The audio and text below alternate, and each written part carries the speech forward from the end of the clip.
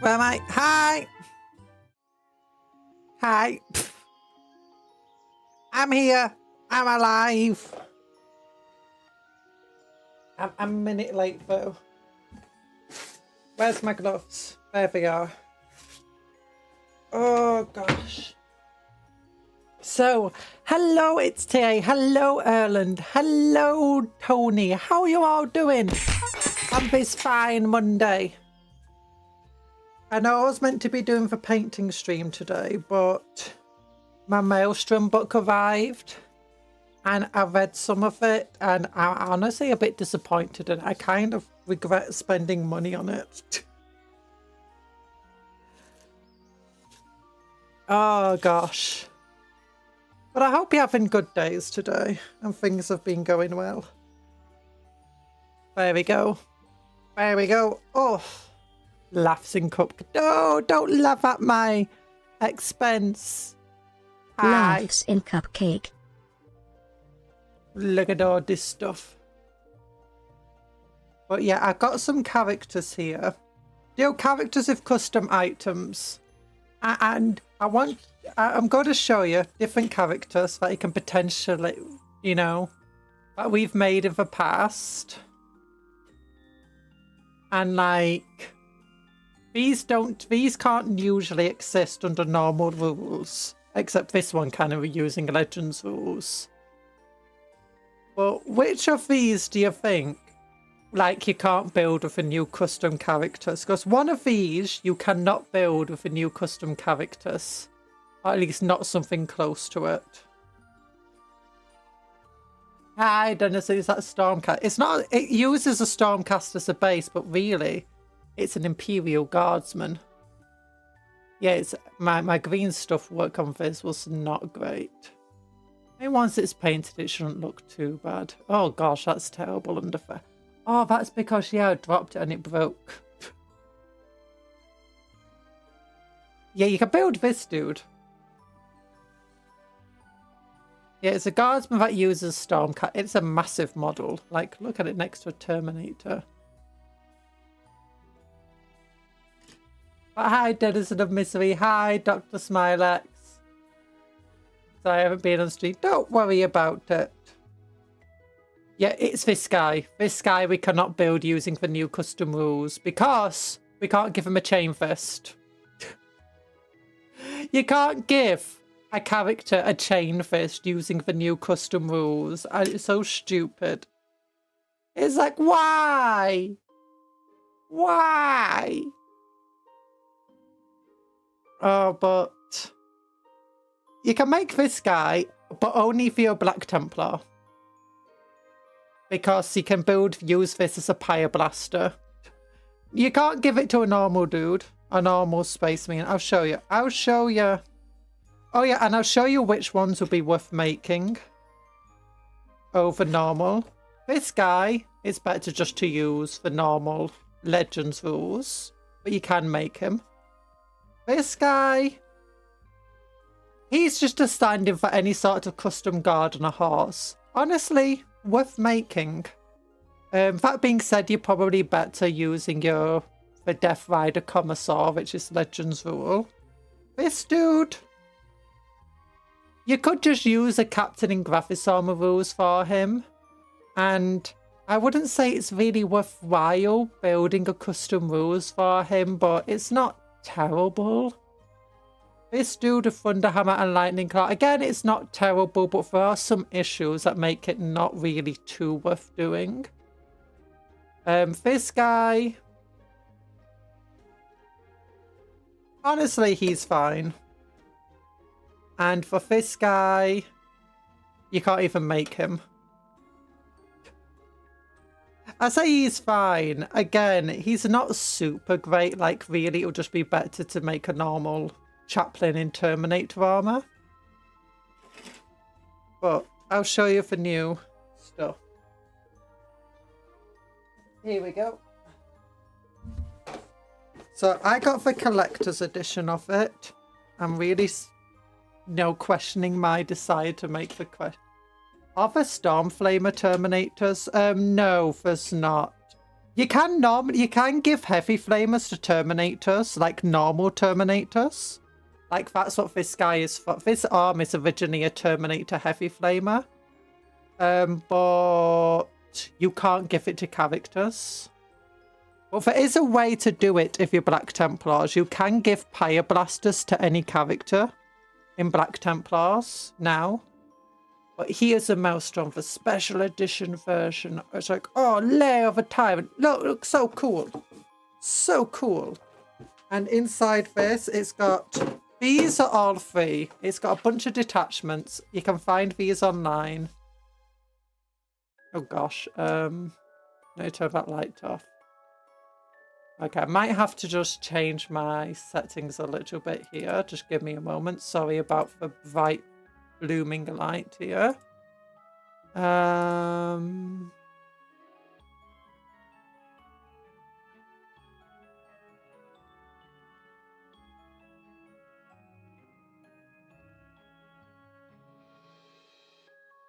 you go.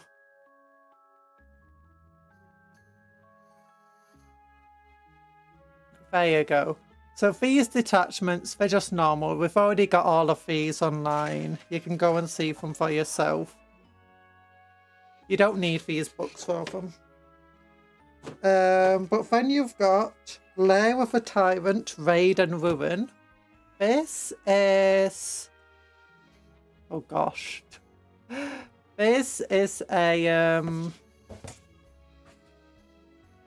gonna have to change the settings again for this.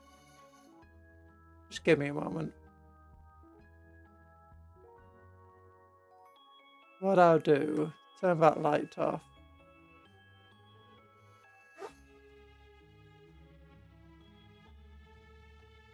Wrong one. If I press this button here, then apply, go here.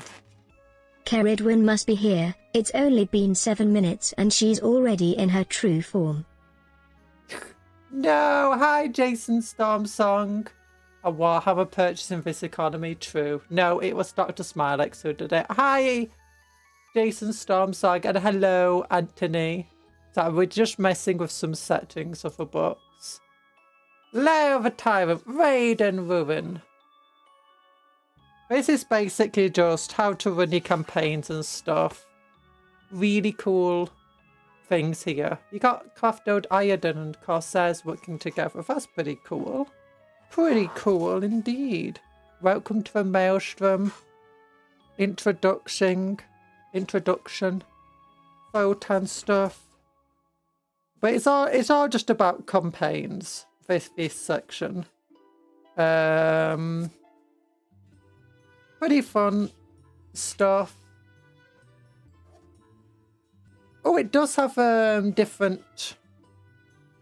Here we go, missions and stuff.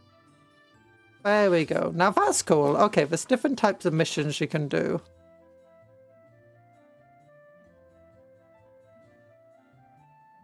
Ooh. Ooh, four-way battles and three-way battles and stuff. This is pretty cool. Idon and Corsair stamping out stunties as is only correct. Oh, three-way battle. The four-way battles. That's actually kind of cool. I like that. So, okay, so this isn't just campaign stuff. Mayhem missions. Additional mission rules. Raid and ruin mission sequence. Okay. Okay. So these are like items that you can get during a campaign. So you do one battle, you earn points and stuff, you spend them on items and upgrading your characters. So they have figured out, they've done it before in the past, that type of stuff. But yeah. I've seen people try to do battle reps of 4-player and it all seems to fall apart. In the past, when I've seen it done multiple players, there's generally two ways they do multiple players. Either 2 people on one side, 2 people on another, or one person has a large army, 2 people have an army on the other side. And basically they take the turns as sequence. This uses the additional multiplayer mission rules on 28 and 31. That's 38, 25, 26, 27, 28. Mayhem missions. Mayhem missions can be played. Where's this? In a ruin campaign or independently. A knife for every back is designed for 3 players. Some new rules refer to for active player. This simply means whose player turn it is. Some rules refer to turn order. Turn order means the turn in which the players take their turns. Turn order is used to determine for blah blah blah. Roll off. Deploy abilities, redeploying scouts. If more than one player can redeploy units or hash units with scouts abilities, starting with a player who has taken their first turn, each player redeploys all units they wish to redeploy or scout move all units they wish to move. Then the next player in the turn order does the same. The battle round. In each battle round, each player has a turn. When a rule refers to an opponent's step, blah blah blah. Command phase. At the start of your command phase, before doing anything else, each player gains 1 command point. This means players will have more command points than in a 2-player game. Okay. Okay, so that means you'll have 3 command points. That's cool. Or 4 command points. Shooting phase. Locked in combat. Each tire model from an army targets an enemy unit with a ranged attack. If that enemy unit is within engagement... Oh yeah, so there used to be rules where you could shoot into combat if there's 2 enemy units. But each time you do, you have to roll a dice. On a 1, 2, or 3, it hits 1 unit. On a 3, 4, or... On a 4, 5, or 6, it hits the unit you actually wanted to hit. And that's how the rules used to be. If that enemy is within engagement range of 1 or more other enemies that are controlled by different opposing players, subtract 1 for the hit roll and subtract 1 for the wound roll. Okay, that's different. But interesting. In both players' steps of fight phase, a unit is eligible to fight if any of the following apply. It is part of an active player's army and is within engagement range. It is within engagement range of 1 or more enemy units that are part of the active player's army. It may discharge this move this turn. Okay, so if you have 2 units that are in combat but neither of those units belong to the active player, those units don't fight that fight phase. Unless it made a charge move this turn. So if you had a unit that could make a charge in an opponent's turn, like using a stratagem, it can charge. It will get to fight even if neither of the units are part of the active player's turn accordingly. Ooh. Well, that means your enemy won't be able to fight back.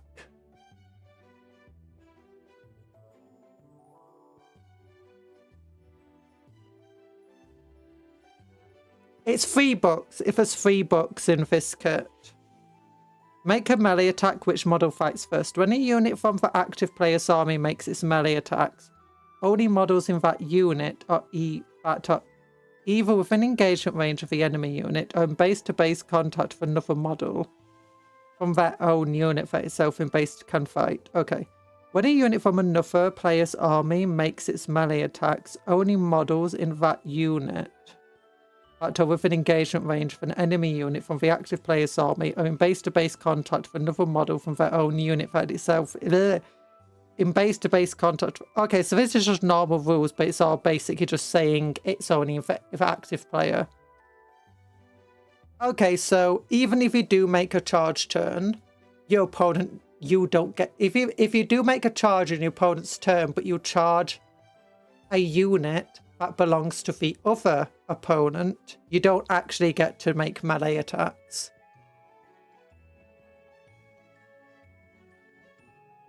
Okay. Select targets.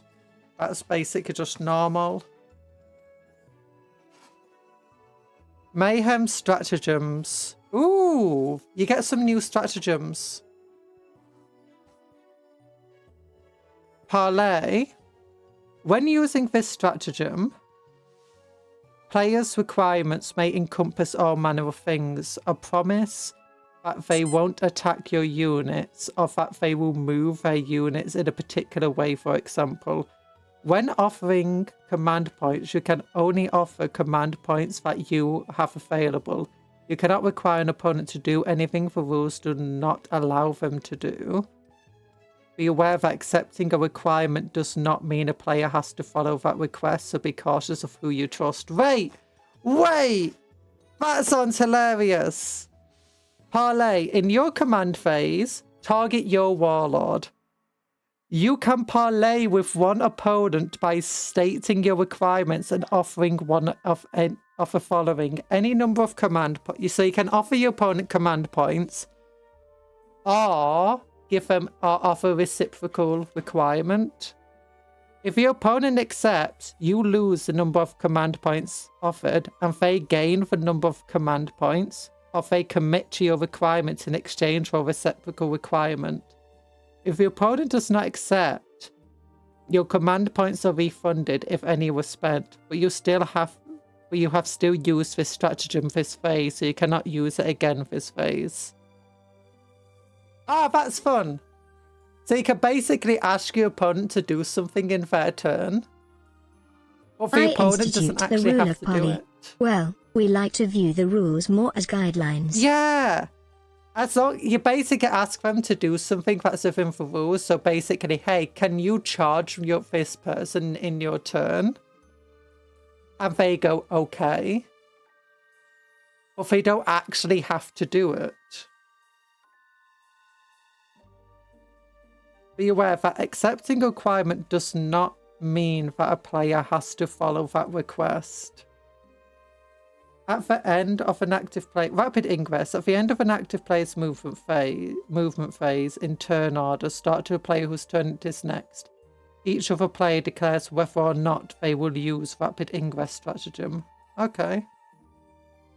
Fire Overwatch. Players cannot use Fire Overwatch stratagem. Instead, they battle.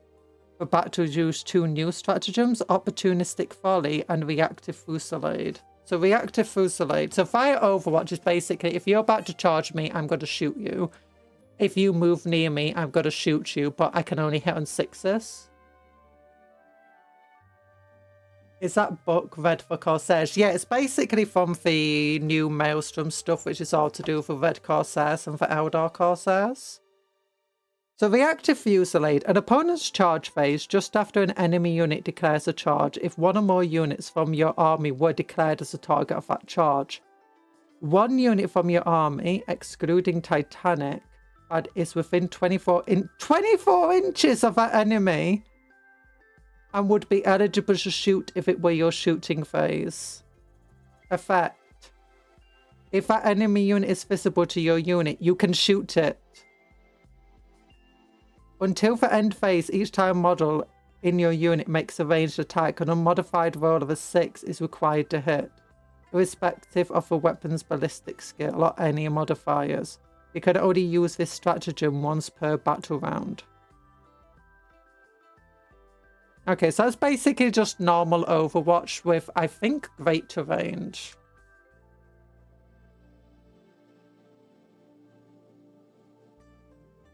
Hello, the Prodigy.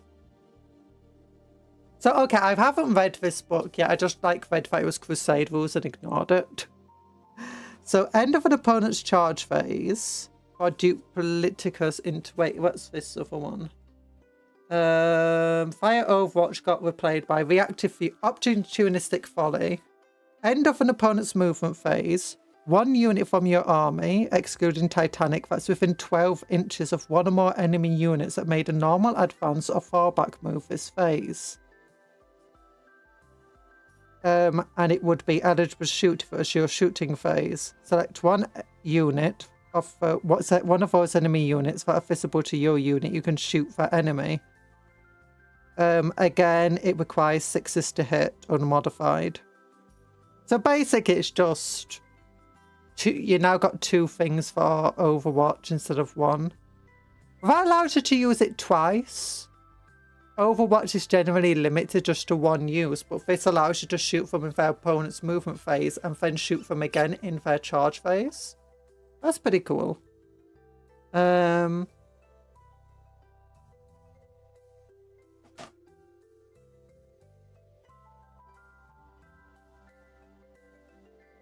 Oh, so they have 2, one in the current 10th and one in the old 8th and the 9th, where it was charge only.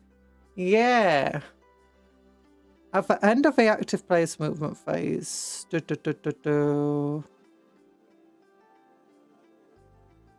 Opportunistic Folly is done after Rapid Ingress. Each player declares whether or not they use Opportunistic Stratagem and it goes in turn order. If a player declares they will use Opportunistic Folly Stratagem, they do so before the next player declares their intention. Okay. Once all players have declared whether or not they will use Opportunistic Stratagem and have resolved their attacks, the shooting phase begins. Okay, Dupliticus Intervention. End of an opponent's charge phase. One unit from your army that is within 6 inches of an enemy that made a charge move this Good googly phase. moogly. Counter-Strike is 3 command points. Counter-Strike's 3 command points. Oh, Treacherous Offensive.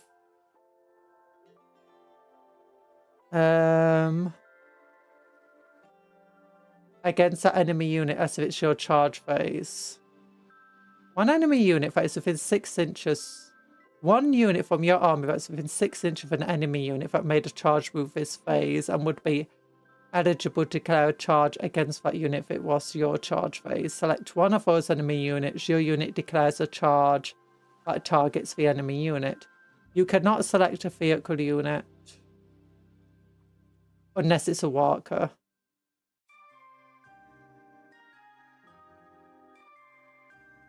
You can only select it if it's a walker, yeah. You do not receive charge bonus. Okay. Duplicator's Invention is used instead of Heroic Intervention. What armies do you own? What armies do I own? Black Templar, Imperial Guard, Eldar, Corsairs. What else is for Necrons, Arcs? Then Arcs are... Well, Necrons are mostly Canoptic. Arcs are what? Death Skulls. What else is for Photon? Night Lords. Chaos Night Lords, except for splits into 4 bits. You got for Slanesh Night Lords, you got for Nurgle Night Lords, you got the Sentient Night Lords, and then you've just got for normal generic Night Lords. And then also World Eaters. We got a Bloodthirster of them tomorrow. Tau. We got Tau. What else is there? So where am I missing a couple here? Oh yeah, Orcs and Goblins for Old World. Dwarves for Old World. What else is there? Would be faster to ask which ones she doesn't own? Yeah, possibly. Okay, we got for Eldar, we got for Necrons, we got for... You know what? I'm just gonna do it. I'm gonna go to the site we all love. New recruit.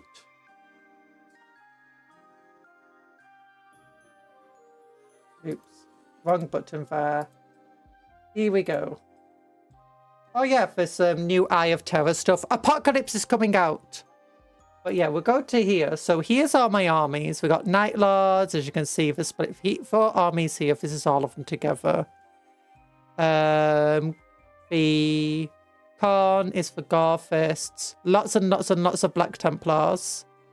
This is an army I'm thinking about getting for Death Watch 1. Custodes is when I finally get the new Custodes box that is coming out. Oh yeah, Admech. We forgot about Admech. I've not built them yet. Oh no, we did. We have built some of them for kill teams. Astra Militarum, a few armies. Oh, Imperial Knights. Yeah, we got a bunch of knights. And we got a Titan. We got a Warhound Titan. Eldari. Gene Stealer Cults. Yeah, we forgot about Gene Stealer Cults. We said Leagues of Photon. We said the Necrons. Bunch of Orc stuff. Bunch of Tau stuff. Oh yeah, Tyranids. How did I forget Tyranids? I got 4,000 points of them. I forgot about the Tyranids. But oh yeah, there's new hacks. New hacks. I like how it loaded like us old Internet Explorer on dial-up internet. I like this thing. Oh. Yeah. But also... Apocalypse is coming back out. Apocalypse. It actually is an Apocalypse supplement this time round. Look at this. Large-scale Apocalypse battles. I'm afraid of getting excited about that because right now the most exciting thing for me in here is multiplayer games. So, hey, once again, duplicitous intervention works like hey, this. Look, big team battle. Yeah, big team battle. This is also a big team battle. So, one player with this does their charge, does their reactive charge. Then the next player does their reactive charges if they've got any. Threat to us offensive. Players cannot use counter-offensive stratagem. Okay. Fight phase, just after the first unit has fought. One unit from your army that is eligible to fight and has not been selected to fight this phase fights next. Oh my gosh, oh, you do get command points quicker, don't forget that. You will have 3 command points a battle round. Or potentially up to 4 in 4-player games. So getting enough points to do this is not going to be hard.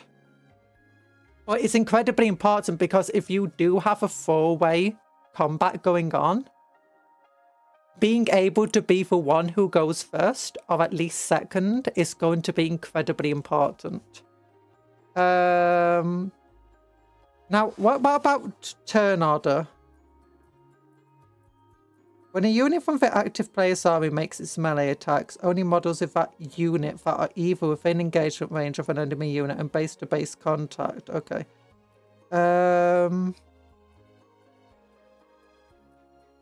Players take turn selecting an eligible unit from their army to fight in turn order, starting with a player whose turn is next. Okay, so it starts with a player whose turn is next. defend for next person, for the next person, then actually for player's turn. But it still goes with, it sounds like those who charge goes first still, and people who fight first goes first. But yeah, so all of that sounds pretty fun. You got a bunch of new stuff over here. Victor, Loot for Dead. Look at a battlefield map and agree which are the edges of the field, blah blah blah. The battle after 5 battle rounds have been completed. Even if one or more players have no models remaining of their army at the start of their turn, players continue to play out their turns until the battle ends. At the end of the battle, the player who controls the most objective markers wins. Oh, so this is just like really old version of the game. You don't play with points. You just control the objective marker. So this is how the game used to play for ages and ages. You had 2 ways to play. Either you gained a point for every single unit that you killed. You gained a point for killing the enemy warlord. An additional point for killing the warlord. You also gained a point for just because a warlord counts as their own unit. Or you just played by whoever controls the objective at the end of the game. You didn't have points. You just had, at the end of the game, I control 3 objectives, you control 2 objectives, I win.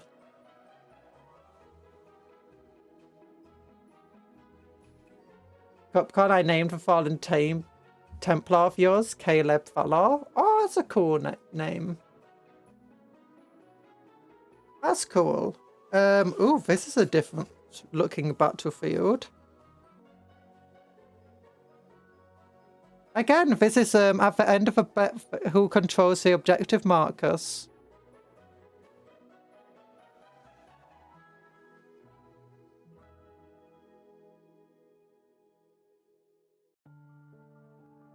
One is the attacker, one is the defender.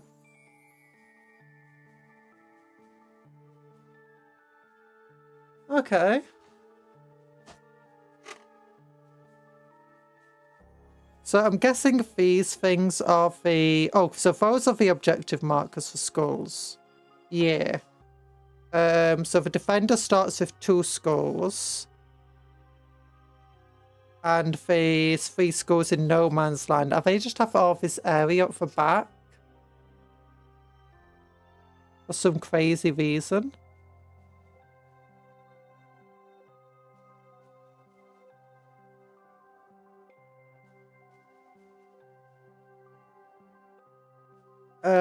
Oh yeah, there was a way that it also played, except they stopped that. Or a lot of people ignored it, and that is basically... You scored points. Go. Second. The objective markers will be mine, the preciouses. So, yeah. So how it used to work was you gained a number of points equal to how many points of a unit that you wiped out. And if a unit was wiped out down to half numbers, you gained half the points of that unit. And equally, basically, it was just whoever has the most points left on the battlefield at the end of the game. And if a unit is still alive, but it's got less than half of its models remaining, then it's only worth half of its number of points. Well, that became very difficult to work out.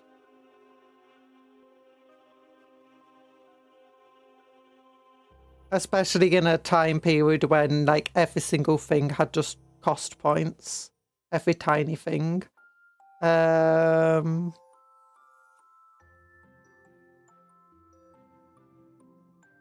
all of these battles seem to be based on objective markers more than anything. Interesting middle. Everything's set up in the middle there. This is a nice one. So this explains why you don't want to do it points-wise. The defender starts with all the objective markers. So yeah, with this, though, it plays very, very differently to how current games work.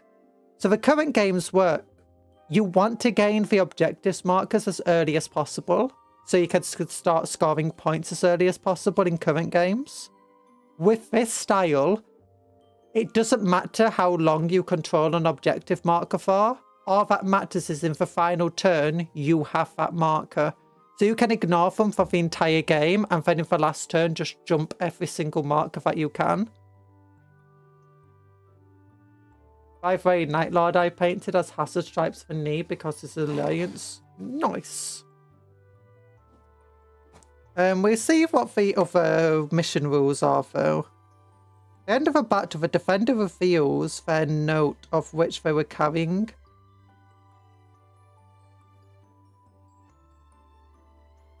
Wait. Loot bearers. Okay, this is different. Extraction, escape route. Loot bearers. Once they have done so, the defender secretly selects 1 to 5 units of their army.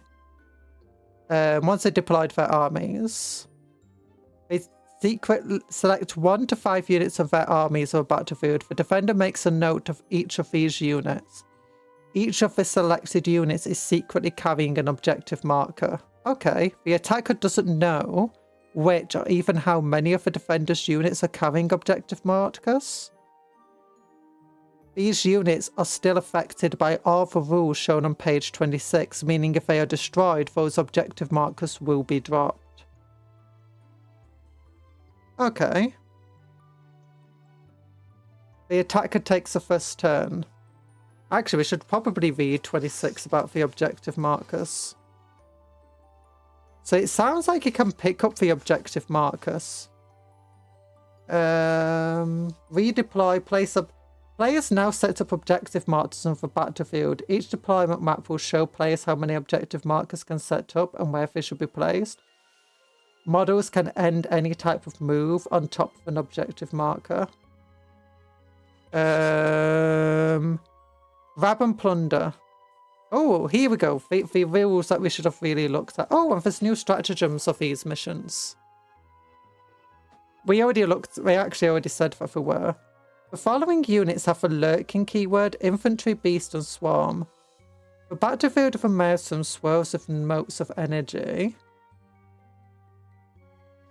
Lurking. Units cannot be targeted by ranged attacks unless the attacking model is within 18 inches. Wait, everyone gains a lone operative keyword.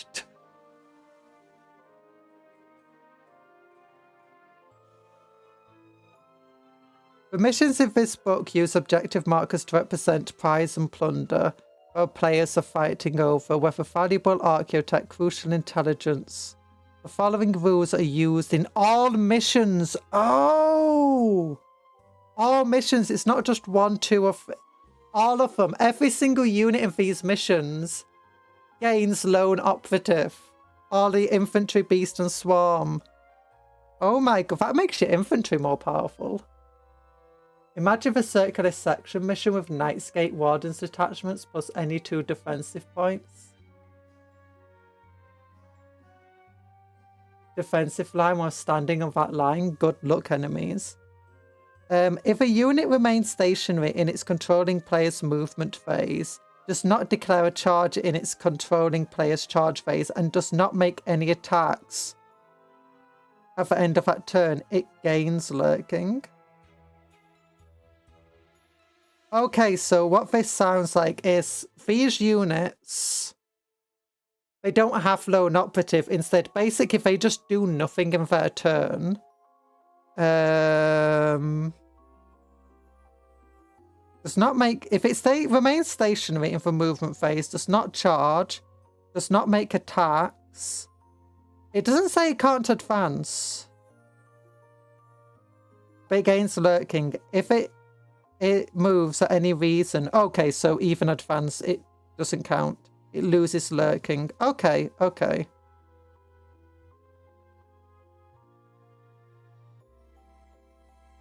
All of the units, if a controlling player has not yet had a turn this battle.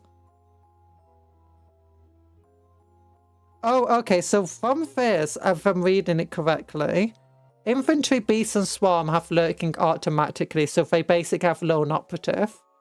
Every other unit in the game only has lurking if they have either not had a turn or they have not done anything in the turn they did have. Okay. That's interesting. That's very interesting. That makes the going first a lot less powerful.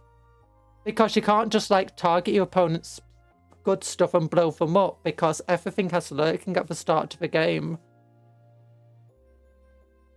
Could you imagine just a game where two players are just staring at one another doing nothing because they don't want to lose lurking keywords?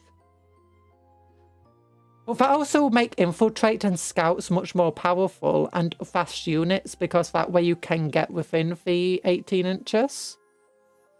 This is interesting. It changes like the entire way to play the game. Secure and plunder. A unit carrying an objective marker. Okay, never mind. We'll read it through this way. Grab for plunder. So it looks like you can move the objective markers. The old Battle from McCrag had this sort of rule originally. Each time a unit from your army, excluding vehicles other than walkers, and units have an objective characteristic of 0, ends any kind of move. If it is within range of an objective marker, you can level control over the objective marker. If it's higher than your opponent, you can move the objective marker of a battlefield. If you do, that unit picks up the objective marker and is now carrying it. Oh, so it's all about loot! Yeah!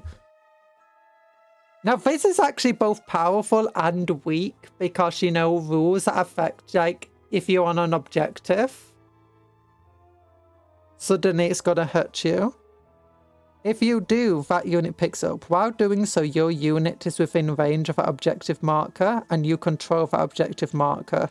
A unit cannot pick up an objective marker if they're already carrying an objective marker. So this means that like low entity armies or low unit armies like Imperial Knights might be in a disadvantage because they can only have one unit controlling the objective markers. And the enemy can literally just take an objective marker and just hide it from you. A unit carrying an objective marker cannot be removed from the battlefield unless it's destroyed or has secured plunder. Each time a unit on an objective marker is selected to make a normal advance move until the end of that move, if that unit has a fly keyword, that unit does not have the fly keyword. Oh, so you can't fly while you've got an objective marker. Subject 2 from the move. That's actually useful though. Because there's a lot of units out there that have a fly keyword and all it is a detriment to them. Or at least a few units. Subtract 2 from the move characteristic. Okay, that makes sense. Yeah, so this is very similar to old rules for the objectives or moving objectives. A unit carrying objective move marker can choose to drop it at the end of any kind of move, so this includes advance, but cannot choose to drop it in a turn in which it picks it up. If a unit carrying objective marker becomes... Also, does that mean it can drop it in your opponent's turn? I think it does. Hi, big guy! Counterplay to anti-fly weapons. Yeah! I really enjoy these rules. I did not expect to enjoy this part of the book. And like, I was just expecting to like the custom characters and that was disappointing. But this is well beyond my expectations.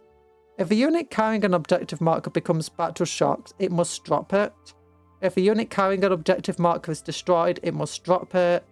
Each time a unit drops an objective marker, that unit controlling player picks a point of a battlefield that is within 1 inch horizontally and visible to that unit, and not on top of any other objective marker or model, or inside impossible parts of terrain features.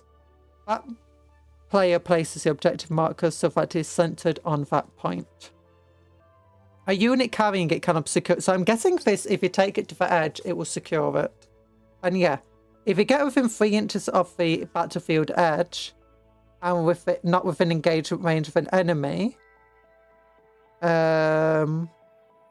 can try securing it. When it does so, move that unit from the battlefield. It will take no further part of the battle, but is not destroyed. Oh, so you can't bring it back, even if it is a unit that can normally come back. The objective marker carried by that unit. So this is really, really like low entity, really high entity units and stuff. So like Chaos with a cultist, Guardsmen with just squads of 10 dudes. It gives you reason to use 5-man squads of scouts and stuff like that. It also makes fast units really, really powerful, like bikes, jump packs and stuff. Like, yeah, they won't have a fly keyword, and they do lose 2-inch movements. But, oh yeah, it's minimum 4 inches, so Photon only lose 1 inch of movement. And Graphis and Terminators. So yeah, very fast units will get a lot of use out of this. Cheap, fast. Oh, like Wind Riders for the Eldar would be so powerful. They're cheap and very, like, they got 14-inch movement, I think. Oh my goodness! Warp Spiders have a 24-inch movement. Warp Spiders will be so powerful in this game. You go, hey, I'm just going to do a 24-inch movement. It's like, what? Okay, it's a 22-inch movement. Actually, I'm using this battle focus. It's a 30-inch movement. Yeah, I'm just going to instantly secure for plunder. I mean, Warp Spiders are really cheap though. You gotta go now. Bye-bye, Dr. Smilex. Okay, cool. I don't think Knights can pick up anyway. Knights are walkers, they can pick it up. It just says vehicles that aren't walkers. Knights have objective control characteristic and they are walkers. They can pick it up. But this actually makes the Knight army rule. Not army rule. Detachment choice? Yeah, the Mechanicus detachment choice a lot more powerful since you've now got more reason to use Skitarii. As cheap units that can pick stuff up and take them off a battlefield. Equally, it gives more reason to add like things like Arbites to armies and Navy breachers. You know, just cheap infantry or fast-moving units that you can ally into your armies that otherwise are quite expensive. An objective marker carried by that unit is not placed back of a battlefield. It remains under your control. Okay, that's really interesting. And it makes those battlefields... Oh, that explains why...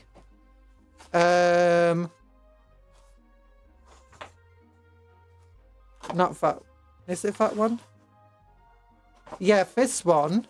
You've got your 18 inches far away from the edge here because you got objective markers in your deployment zones. So it's trying to reduce your chances of getting rid of them.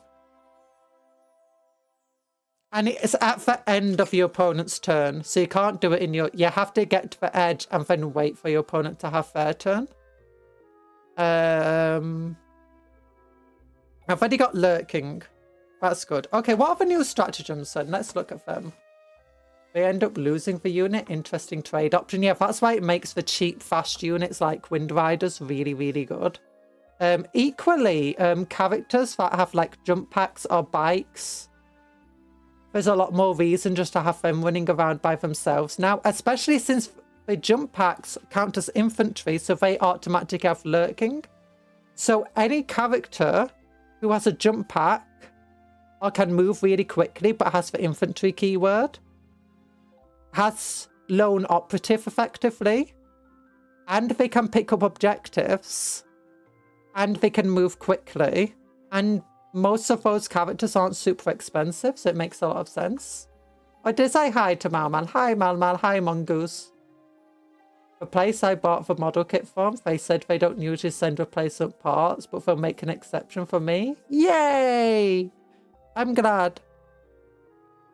So, what's warp reference? 1 command point. Let's just refocus this camera. So, target any phase in the first battle round. 1 battle line unit from your army that was just destroyed. You can target that unit with stratagem, even though it was just destroyed. Add a new unit. Everyone gets access to the Gene Stealer Cult special rule. Gene Stealer Cults aren't special anymore. Screw you, Gene Stealer Cults in particular. Oh my goodness. What's the most powerful battle line unit in the game? You got heavy graphics units. You have what other battle? What can be made a battle line that really is very good? Arc units are really good in that. War bikes. I can't think of any really good battle line. I mean, if it was the old armigers, that would be good here. Add a new unit to your army identical to it in strategic reverse at its starting strength of all runes remaining. It doesn't say one-shot weapons are reloaded though. I'm assuming that it does mean so. One unit from your army, excluding units carrying an objective marker, vehicles other than walkers, and units with objective characteristic of 0. Select one enemy unit with an engagement range that is carrying an objective marker. That enemy unit no longer is carrying that objective marker and your unit is now carrying it. So, oh, that's a good way to do that. Larceny! Stealing from them! Your movement phase just after you have selected a unit for hasty retreat. Until the end of the phase, add d6 inches to the movement characteristics of models in your unit. Ooh. Oh, that's good. So even slower armies can get the benefit of speed. And fast armies can get even faster. Your movement phase, one unit from your army that has not been selected. So what this does, it really wants you to use things like Capicus defenders, no carriers, with your Photon and your Sagittars. It wants you to be using jump packs. What's going on here? We're learning about how they've added stealing, they've added theft in the to the spearhead game. at arms. It would be a real shame if I just magicked the warglaive you just killed off, wouldn't it? Armigers and spearhead. Oh, yeah. And for Bloodthirsters tomorrow. We're building for Bloodthirster tomorrow. Yeah. We're looking at the Maelstrom rules today. And I'm not crazy, am I? Yeah, no, reading the Maelstrom supplement. Wait, does it say it on the schedule for Bloodthirster today? Did I type it? No, it doesn't say. It's Monday today, Tella, not Tuesday. I'm pretty sure. Yeah, it's Monday.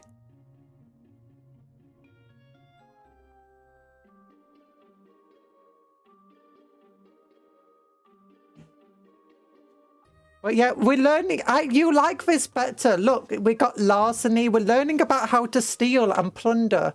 Grabbing plunder, securing plunder, dropping plunder. We're learning about how we can steal stuff in the game. Fortune favors the bold.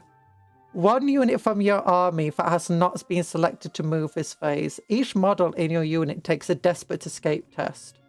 Until the end of a phase, each time a model in your unit makes a move, it can move through enemy models. When doing so, it can move within engagement range of such models, but cannot move within engagement range of them.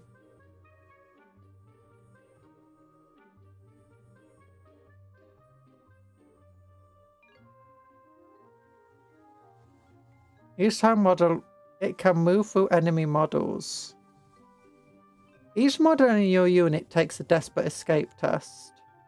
Oh, so it's basically just saying you can move through an enemy unit, but you might take casualties while doing so. In your movement phase, the enemy can't just body block you by blocking the entire edge of the board. Okay, that makes sense.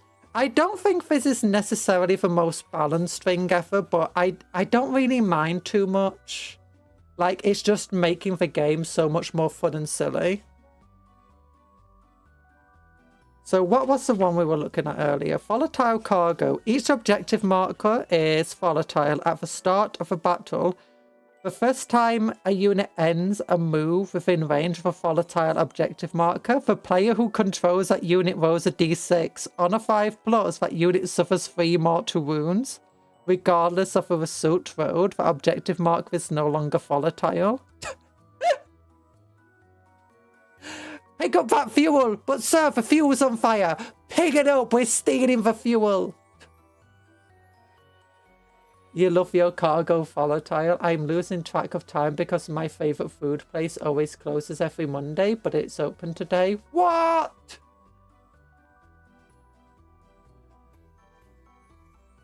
I actually have been transported 24 hours first. Forward is Thursday for me. You know, if it's Thursday for you, I shouldn't have a stream today, should I? Made fun of a wizard at Lidl. Okay, what's this one? Wait, what was the other one we had? Deploy armies. Yeah, so this one is where you're basically trying to... Your opponent has all the objective markers you're trying to prevent from getting off the board. This is the one where your opponent... This one doesn't seem the most balanced. So you got your objective markers on your units. Your opponent doesn't know which ones it has. What I'm assuming, though, is that if you have a keyword or did something that says you gain +1 like to wound when you're shooting at a unit of an objective marker, your opponent will have to reveal that to you, I imagine.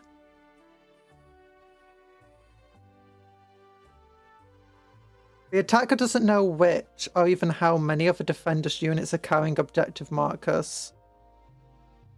They're still affected by all the rules on page 26, meaning if they're destroyed, it will be dropped. The attacker takes the first turn. The defenders can only leave the battlefield via the attackers. So they have the attacker's battlefield edge. So they have to leave through this side, which makes sense, but it does give them a free way to get there. The battle ends after 5 battle rounds have been completed, even if one or more players have no models remaining of their army at the start of their turn. Players continue to play out their turns until the battle ends. Okay, so that makes sense. So basically, if the defender manages to get 2 objective markers off the board, but 3 of them are dropped, the player who's the attacker will still have a chance to try and get their own objective markers, I guess. High stakes. Warlord deployment. Ooh! Ooh, Warlord deploys over here. And you got a high stake objective marker. Bring me their head. A player Warlord unit is not visible to an enemy model unless that model is within 12 inches of that unit, and it cannot be targeted. Sorry, there's like a noise going on outside. No one has ever tried to transport fusion coils in Halo, and it shows.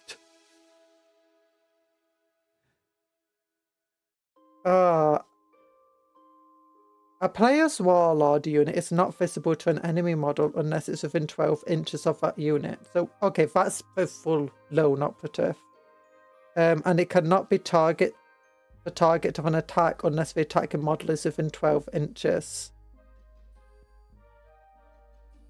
The battle ends after 5 battle rounds have been completed, even if one or more players have no models remaining in their army. Okay,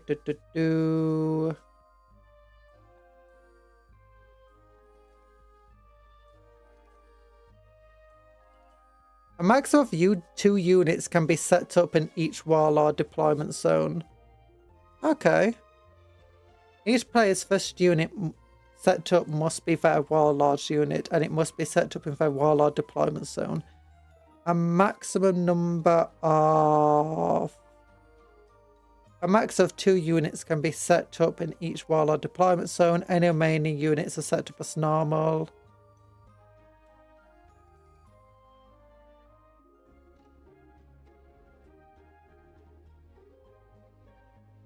Okay, so it doesn't look like this objective marker does anything special.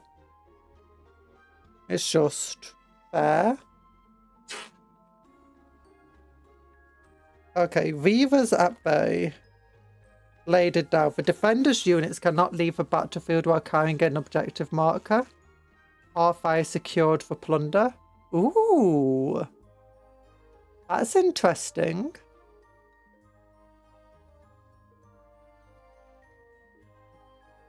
Right, does say hi, Nanofate. Hi, Nanofate. How you doing? So, normal stuff over here. Battle. Defenders can't leave the bug board. The attackers can, defenders can't. Well, the defenders do start with 2 objectives and close. Well, 3 objectives, actually. Look at the deployment map and agree of the edges. The defenders' units cannot leave a battlefield while carrying an objective marker. Again. They start closer to the objective markers. The battle ends after 5 battle rounds have been completed. Seems normal. Attacker takes first turn in both of those circumstances. Heist? Oh, there's a heist! Heist! Deploy armies, sentries. Laden. Once again, the attacker goes first. Defender can't leave a battlefield with the objective markers. At the start of a battle round, the defender selects 5 units from their army on the battlefield to be the guard units. It doesn't say up to 5, it says exactly 5. So does that mean you have to deploy with at least 5 units? If they cannot select 5... Oh no, never mind. I just need to keep reading. They select as many as they can. Each of those units is carrying 1 objective marker. Guard units pass each battle shock test they take. Nice. Oh my gosh, that means if you've only got 5 units, you're immune to battle shock. Tyranids are just like screaming, no! It's just a Titan. But Tyranids like, so do you know my entire army revolves around battle shock? Yeah. And can I battle shock any of your units? I mean, only if I don't have to roll for it. So if you can automatically battle shock me without to roll, then I can get battle shocked. Once per battle round, a defender can target 1 guard unit with a fire overwatch, a heroic intervention stratagem for 0 command points, even if they are targeted another unit of that stratagem that turn. Okay, that makes sense. That makes them pretty powerful. It doesn't show you how you should have your terrain set up, but that's fine. Larceny! Chance engagement. There's like no deployment zone. Oh, is this where no one deploys at the start of a game? This doesn't look that bad. Why do you hate it so much? No, this book is fun. This book. We'll get to this book. I never read this book originally. I wanted to leave as much for the stream as possible, but yeah, this stuff is fun. I like this stuff. Players take it in turns to set up their units. 1 at a time, starting with the defenders. Anywhere on the battlefield more than 9 inches away from each enemy. Each model is a unit in a unit, must be set up within 9 inches of each other model in that unit. What happens if you just got like a defiler base? Do you technically not count within 9 inches of yourself? Imagine she opens a book she hates and it's just for lore booklet. No, there's like no lore written in it. Once a player is finished setting up units, if that player has any units that have not been set up, those units start for battle in reserves. Players must still observe reserve restrictions listed for declared battle formation step. If a unit cannot be set up in this step or start for battle in reserves, it is destroyed. Okay, so few of these armies actually do like reward you for having smaller armies then, and punish you for having larger armies, which is good.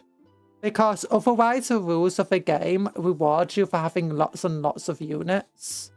Like just cheap, fast things. Whereas things like this punish you by potentially you can't even use from that game if you just got too many.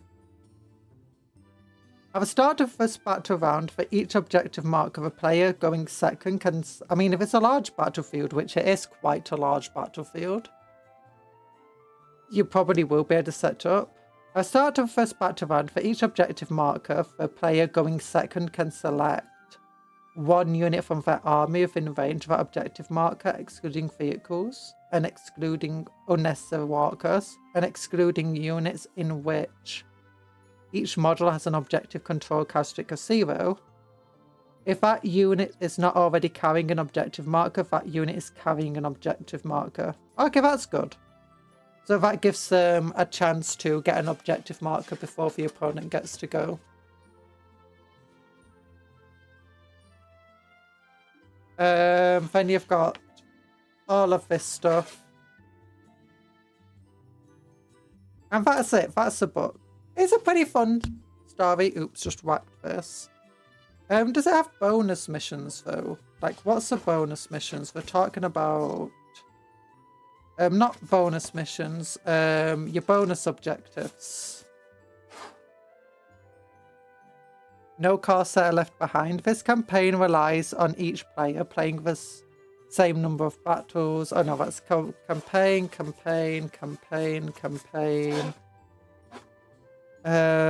Create battlefield, attack a defender.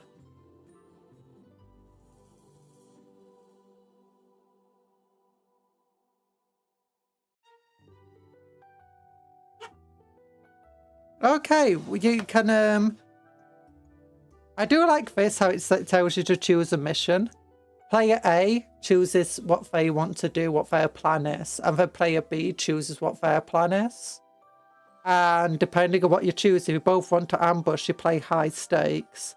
If you both want to rapid raid, you play loot for dead. If one wants to ambush and one wants to rapid raid, you play trapped. That's pretty fun, actually. I enjoy that.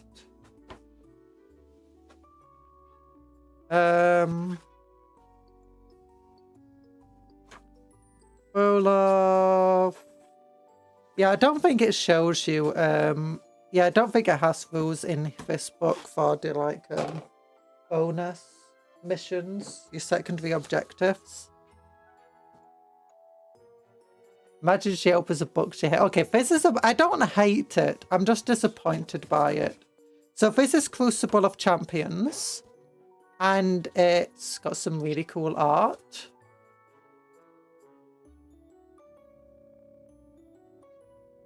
But here we go. So it's all about making your own characters. And so you choose your archetype, choose a specialization, choose an ability. It says choose one or more abilities, except I think every single one of them, it says you can only choose one, with a couple of special caveats.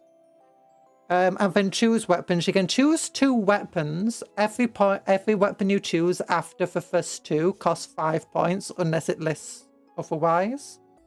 Every single character has a Crucible keyword here. That keyword means that you can only have 3 Crucible characters in your army, and they can't have enhancements.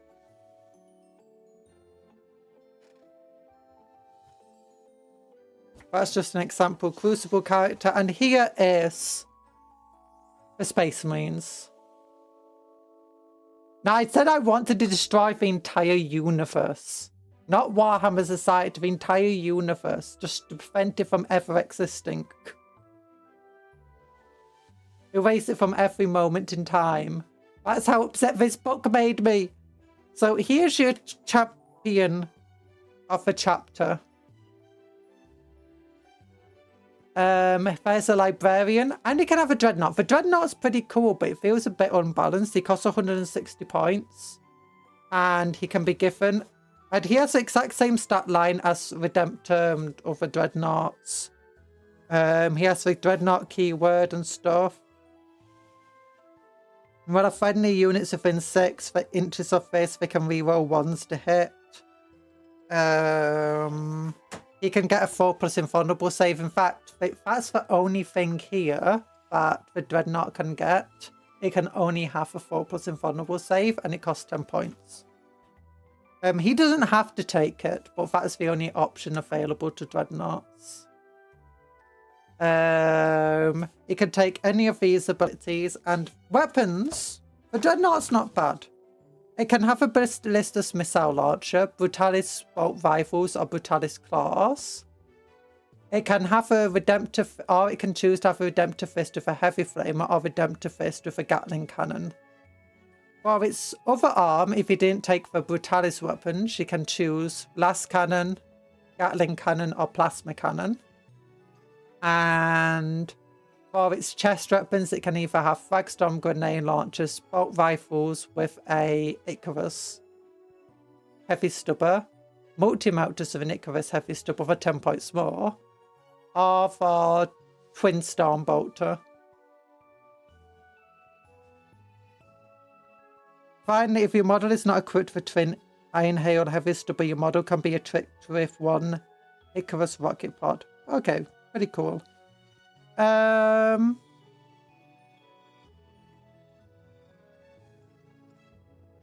yeah, so this is pretty normal. It's just the rules you'd expect, I guess.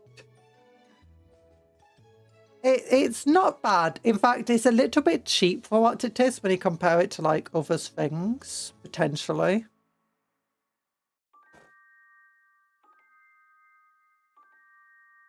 But what I think is that there's like no real reason to use these characters here over just picking a normal character, at least not much. One of the issues is that they don't have an invulnerable save. You can't give them Artificer armor, so you can't give them a 2+ armor save unless you want to give them Terminator armor. Terminator armor will give you a 4+ invulnerable save, but that's the only option that gives you a 4+ invulnerable save without taking this.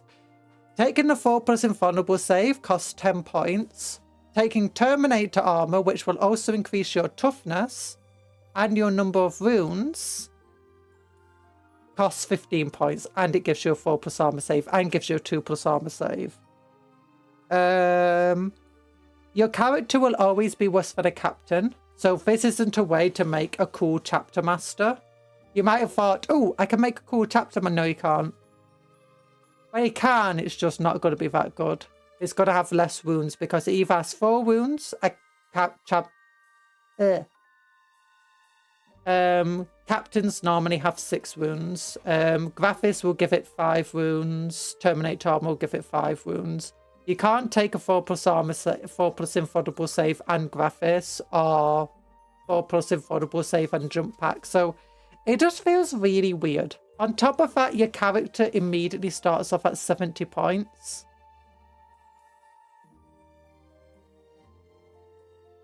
They don't feel balanced at all. Some of these characters that you can build are incredibly overpowered, and some are just so underpowered for the points. Like, it costs 70 points for a champion. The champion allows you to reroll to wound once per turn with either shooting or in melee. The disappointing thing that I find, though, is the insane lack of weapon options. There's no chain fist here. You can't give your Terminator a chain fist for some reason. There's no really cool weapons here. You can't give your Phobos armor captain a last fusil or a sniper rifle. The closest you can get is a bolt carbine.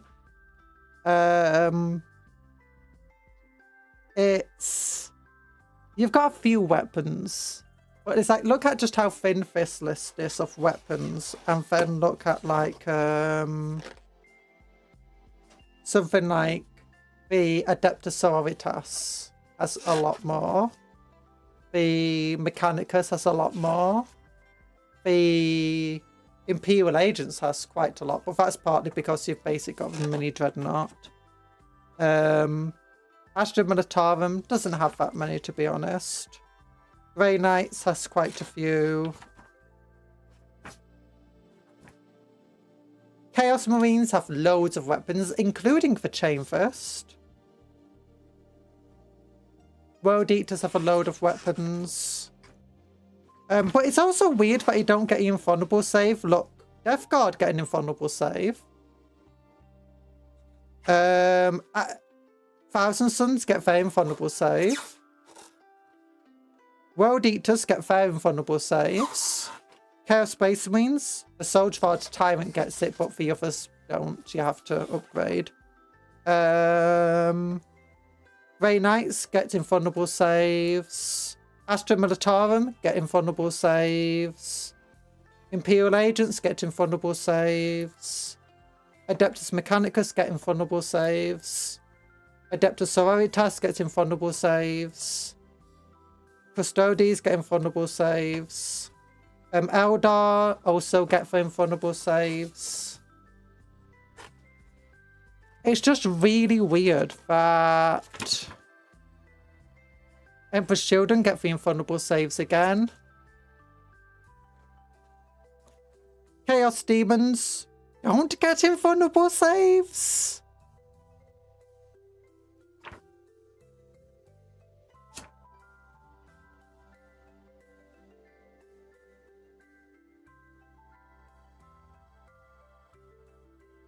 Chaos Demons don't get invulnerable saves.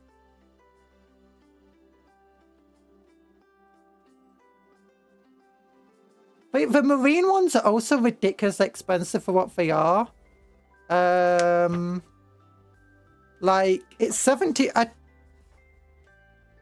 Lieutenant is, what, 55 points for Chaos for normal Space Marines, and they can get an enhancement.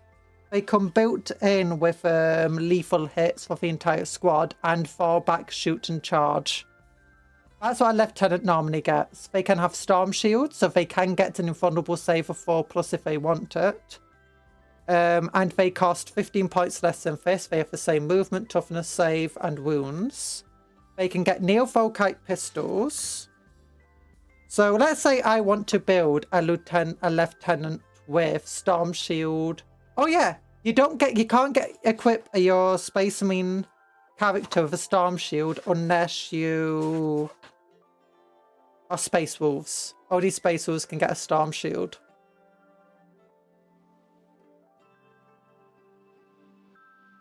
Oh yeah, and you can't get a flamethrower unless you're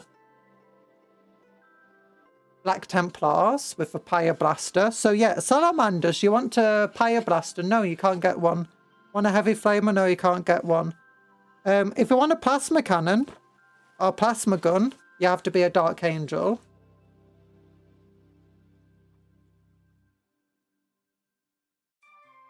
Oh no, be still my beating. The roster of Marines hasn't increased with this supplement. The world is in fact healing. Yeah, it just feels extremely just pointless. Like, but there are a couple of instances, like, he does have the ability to reroll to wound once per turn. It only affects him, but it's pretty cool. He can be given lethal hits for free. And he can get a 4+ invulnerable save, but it costs 10 points. So let's say I want to make the same character I've got already. He has a Neofolkite pistol. He has a 4+ invulnerable save thanks to Storm Shield. And he has a Mastercrafted power weapon. He can fall back. He can make his entire unit be allowed to fall back, shoot and charge in the same turn. And he gives us lethal hits. I want to recreate it, and he costs 55 points. I can't do the fall back, shoot and charge. I can do this, same stat line, 4+ invulnerable save, that's fine. I can give the lethal hits, that's fine. And I can give him a Mastercrafted power weapon. His Mastercrafted power weapon gets 1 extra attack, and I can give him the Neofolkite pistol. He will now cost 80 points. He can't get enhancements. Oh, the thing I really dislike, keywords. They do not have a lieutenant or captain keyword. So you cannot create this character and then add an ancient to the unit. You can't create this character then add them to a unit with a captain in the unit. Because they also don't get the special rule where they can attach to a unit that already has a lieutenant or a captain in. So if you went to make a really cool ancient, tough luck. You can give him a banner, but you can't put him in a unit with another character in. If you want to make a cool captain or cool lieutenant to lead your unit, and you wanted an ancient or an apothecary also in that unit, you cannot do that because they do not have a keyword. Now, you might think that would be for everybody, but it is not. For instance, let's go and look at the Necrons down here. Oh, yeah. Do you want to know who suffers the most, though? Dark Eldar. You only get 2 characters. For Dark Eldar, only get 2 characters, and they're both just worse than the characters they can normally have. Oh, there's even something stupid here. So this is basic, just a witch character. This is basic, just a homunculi character. You can create a Cuptle character by creating a witch and just giving it the Cuptle Overlord keyword, which removes the witch cult keyword, improves the leadership by 1 point, reduces the movement by 1, and gives them Cuptle keyword. By the way, it does not improve their armor save. You can't give them incubi armor to give them a 3+ armor save. So you can't. Do you know everyone who's like might have been waiting for this book thinking, yeah, I can create my incubi character finally? No, you can't. Unless you just want to pretend he has a 3+ armor save, but really he doesn't. Oh yeah. Oh, do you want to see something hilarious for Tyranids? Tyranids are over here. I'm going to create a cool Ravana character, and it has AP 1, not -1. Yeah, I improve your armor save by 1. Don't worry about it. I might get 7 attacks of a twin linked, but no, you get +1 to your armor save. Don't worry about it.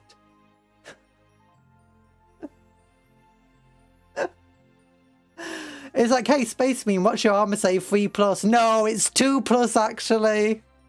It's like, Guardsman, do you know that 5+ armor save of yours? Yeah, well, it's a 4+ now. Hey, Tempestus Scion, you've always wanted to be a Marine, right? No, well, you can be. You do have one for Prime. I'm joking about this, but actually, the Tyranids are pretty cool. Here's your Prime.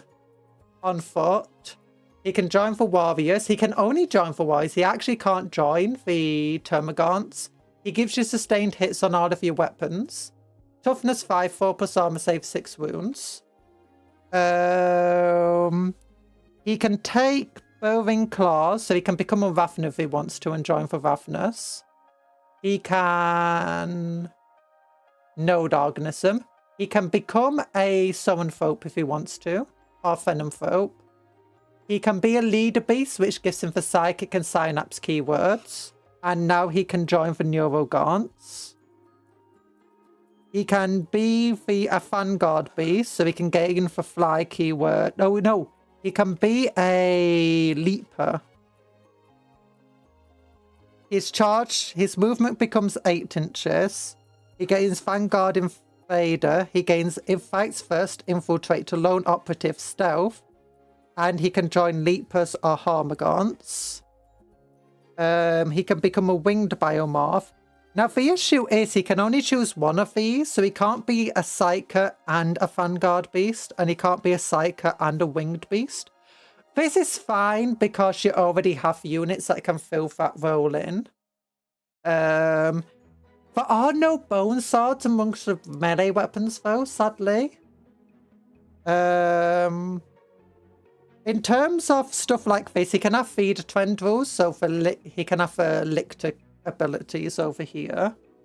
He can have Fear for Unseen. While an enemy unit is within 6 inches of this model, reduce its leadership characteristics by 1. In addition, in the Battle Shock step of your opponent's command phase, if such a unit is below its starting strength, it must take a Battle Shock test.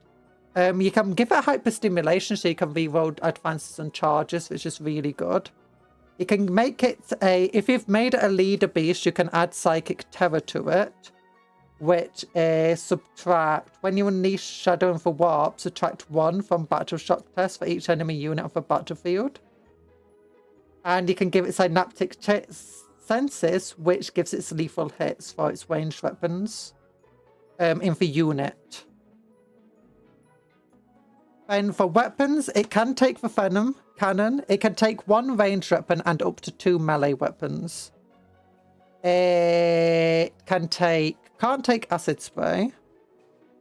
But you can make your warrior, where is it? You can give it psychic overload. So you can basically give it the Zoanthrope attack for your warrior, which is hilarious. We can also give it psychic scream, psychic torrent. It can have... No, it can't have spine banks. It can have spine fists.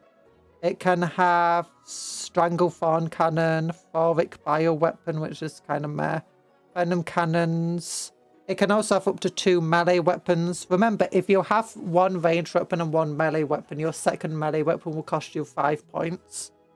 But for only melee weapons it can have is monstrous it can't have monstrous bone sword and lash whip, can't have crushing claws, can't have massive scything talons, can't have monstrous scything talons. It can have piercing claws and talons, which have precision, 6 attack, strength 7, AP -2, damage 2 on a warrior. It can have ravener claws and talons, which I'm assuming it's meant to be a -1, but 7 attacks at strength 5, AP -1, damage 1. Ravenous Maw is only for the macroorganism. Scything Talons it can't have. Tyrannic Beast weapons it can't have. Warrior Beast weapons though it can have, which is 6 attacks, strength 5, AP -1, damage 1. Oh yeah, for Ravener Claws are twin linked. So yeah, it's pretty good. Now the one thing I will say about this is because the weapons don't have a points cost applied to them, certain weapons just seem utterly pointless. Like, why would you ever take the Warrior Beast weapons when you can take Ravener Claws or Piercing Claws and Talons? Like, there's just literally no reason to take Warrior Beast weapons. Remember that it goes to strength 8 because of Synapse? I hope it has Synapse. It doesn't have Synapse. Oh no, wait. It does have Synapse, sorry. It does have Synapse as standard. Okay, never mind. I thought it only gained the Synapse if it had the Leader Beast rule. Oh, it gains 4+ invulnerable save if it has the Leader Beast. I forgot about that. 4+ invulnerable, Psycho, and Synapse. And it can also join Neurogaunts. But there's also 2 others. You've got Prime Organism and Macroorganism. So Prime Organism is basically your Carnifex or your Hive Tyrant. And Macroorganism is everything else. Remember, none of these have a limited base size to them. There's no appropriate base size. All it says is basically use an appropriate model. And you can put it on a larger base if you want to, but don't go any more than 1 size up. So it means that you can have the commander on a 32mm base for like Space Marines, or you can put them on 40mm if you want to. But yeah. Yeah, oh yeah, this is specifically, he can lead the Carnifexes or the Tyrant Guard. Remember, all of these rules, you have to have your opponent agree with you to use them beforehand. It's the same with Legends. So these aren't tournament, unless a tournament specifically says you can use these rules, these aren't tournament friendly. So yeah, Tyranids are good. Tyranids are mostly fine in this. There's a couple of silly things, but the main thing is though, as I said, it's the points cost seem just absolutely pointless because it doesn't have the points cost specific for the weapons. Like, here's a 70 points model here, and he's such a terrible model. It's like, why? But there are a couple of instances where you might want to have them. But for this, it's like, okay, any character you can build here is generally going to be worse than a captain. Like, there's no point putting it in Graphis armor because it's got to be worse than a captain in Graphis armor. Because a captain in Graphis armor has a bunch of cool rules and it gets a 4+ invulnerable save. you can't do that. So I'd be like, okay, so maybe this is just a way to build lieutenants. The equivalent to lieutenants and, you know, old company champions, stuff like that. But due to a lack of keywords, due to a lack of ability to join units, and due to the high points cost, this seems worthless for both the librarian and the champion of a chapter. The only reason you want to use a librarian, actually no, I can imagine using the librarian because that way you can have a librarian in Graphis armor, or a librarian with a jump pack, or on a bike. Similarly, you can now get a captain on a bike or a lieutenant on a bike. But again, it's this really high points cost. That just makes it very hard to feel like it's worth taking. I think it'll be almost worth taking to take, but instead of like, I've got a chaplain here in Graphis armor. Normally, he'll just use character in armor. He normally just use a captain in Graphis armor rules, using mastercrafted power weapon and bolt gun. But with these rules, I can make him a champion. I can give him... Oh yeah, you can also now have psychic chaplains if you want to. That's something cool. You can have a librarian. You can put him in Terminator armor, and then you can make him a chaplain. And you can give him the Croziers if you wanted to, just to reinforce it. But yeah, this guy, I can go champion of a chapter. He gets to reroll to wound. He gets +1 to wound and gives his unit +1 to wound. And I give him Graphis armor. So he's toughness 6 with 5 wounds.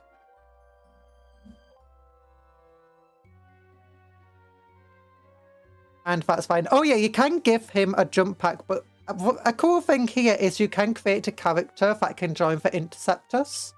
So Graphis jump pack unit is pretty fun. I mean, there's some pretty fun stuff you can do. It's just, it's so overcosted. And there's so limited on how you can mix and match stuff here that it often doesn't feel worthwhile. One of the things here that I don't really like is... like, the Black Templars, I can give them the martial keyword of critical hits count on a 5+. But I don't really know what I'm meant to do with that. He comes with sustained hits built in, but I can't use it a librarian. I don't have lethal hits on any weapon because we don't have the... Okay, we can give him a chainsword. The chainsword's not bad. It's 2 damage. It gets 7 attacks. And it does have sustained hits. But as you can see, I don't have a weapon that has lethal hits on. The Black Templar are really good because they have weapons that have lethal hits. That's why it works with them.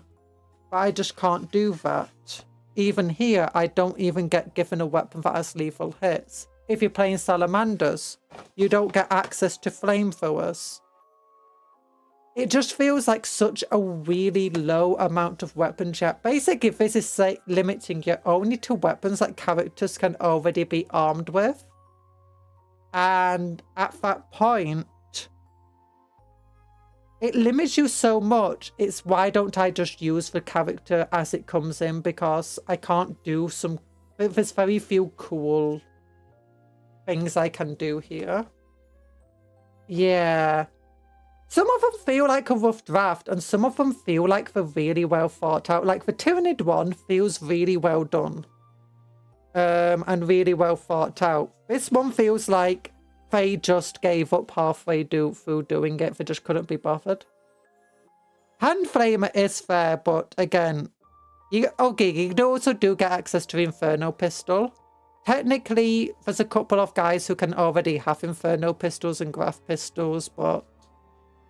So, okay, there is some cool stuff you can do there, but it's like you can't give your character a heavy flamer.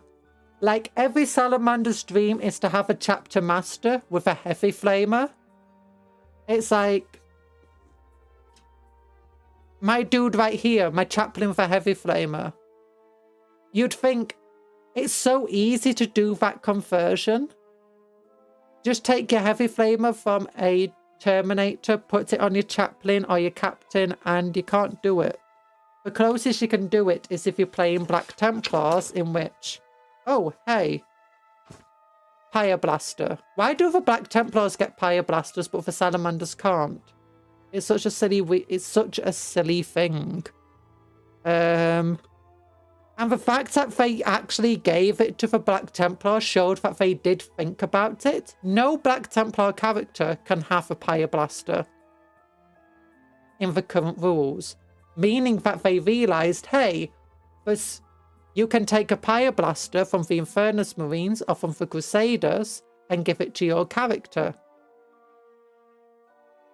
And you got the pyre pistol as well. Oh yeah, that's another thing. The Black Templars get the pyre pistol, which is the same as a hand flamer, but it's strength 4. I think Adrax also gets a pyre pistol, you know, the Salamander character. So yeah, you can't make a Salamander. I think the Dream Salamander character has a Melter Combi Flamer in one hand, and a giant F-off Thunderhammer in the other. I mean, also, yeah, you don't even get to have a Melter here. You can have a combi weapon, but you can't have an actual Melter gun either. You do actually get access to Inferno Pistol. That's the closest you can get. So, I mean, some of the rules seem okay. It's just that when you look at other characters, like, look at the... Let's go here. Adeptus Sororitas get access to Brazier of Holy Fire, Paragon Stormbolters, Multi-Melters, Heavy Flamers, Flamethrowers, Melter Guns, Heavy Bolters.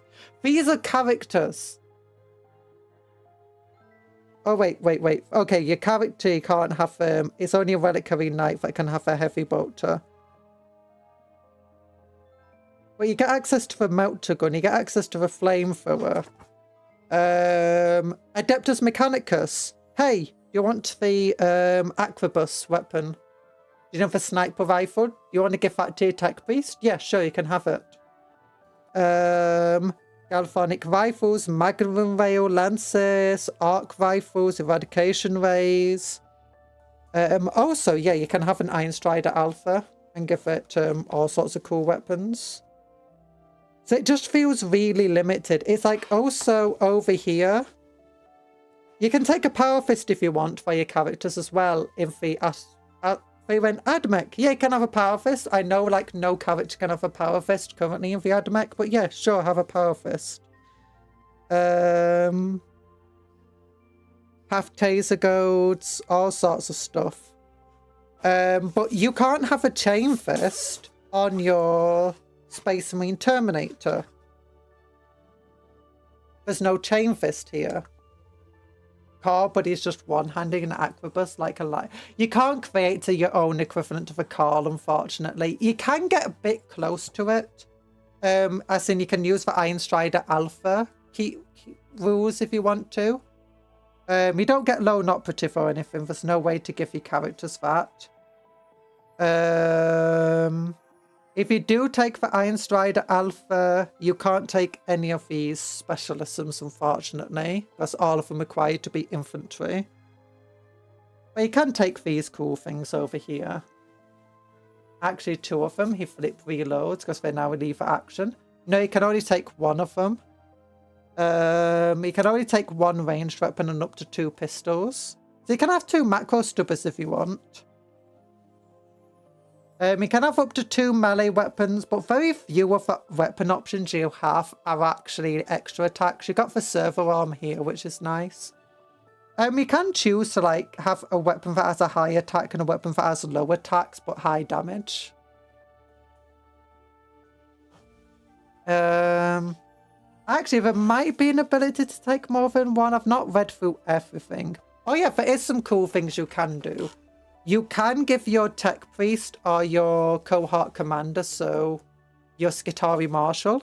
Oh yeah, this is something fun. He has the marshal keyword.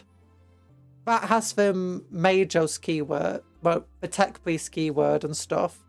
So these things have the correct keywords, you know, to be able to work with other rules. I don't know enough about Sword Task or Custodes to comment on them. But yeah, these guys just completely lack these keywords that allow them to interact with other rules easily. Oh yeah, the Imperial Agents is really weird. It's got some really cool stuff you can do, but a bit of it is disappointing. For some reason, they get access to, to the special rule that captains can do. Once per battle, improve your number of attacks and strength by 3. You get the Death Watch Agent, the Enthroned Agent. So the Enthroned Agent is basically your Inquisitor in Dreadnought armor. Then you got this is basically your Inquisitorial Assassin or your Rogue Trader. These things don't really do anything for you. These three all just give you the Inquisitor keyword and either Hereticus keyword, Malice keyword, or Xenos keyword. And then all of them just allow you to join most of the same units. This one allows you to join Death Watch. Basically, it just gives you the access to the same things that Inquisitors can join.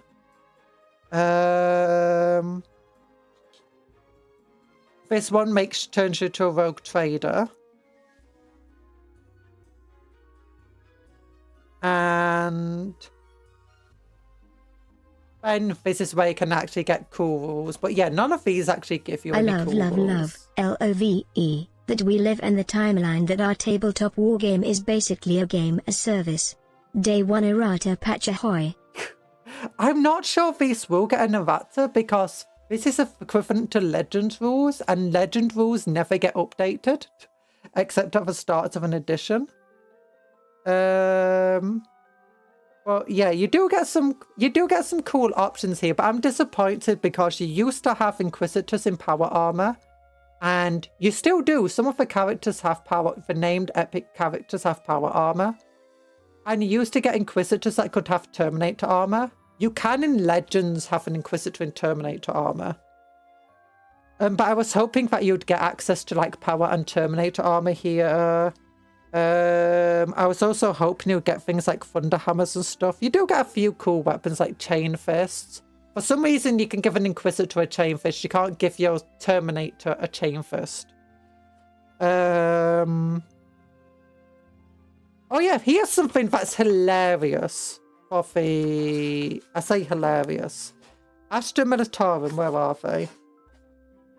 Do you know when where we're talking about like weird weapons, like limited options of weapons? You can give your frontline commander a Vindicator. If you take a Vindicator, I'm pretty sure if you take a Seal-Up Vindicator here, you don't get the Seal-Up Vindicator range weapon. You have to choose both. Well, yeah, you can give him a Vindicator if you wanted to. Also, Hand Flamers are available to your characters here.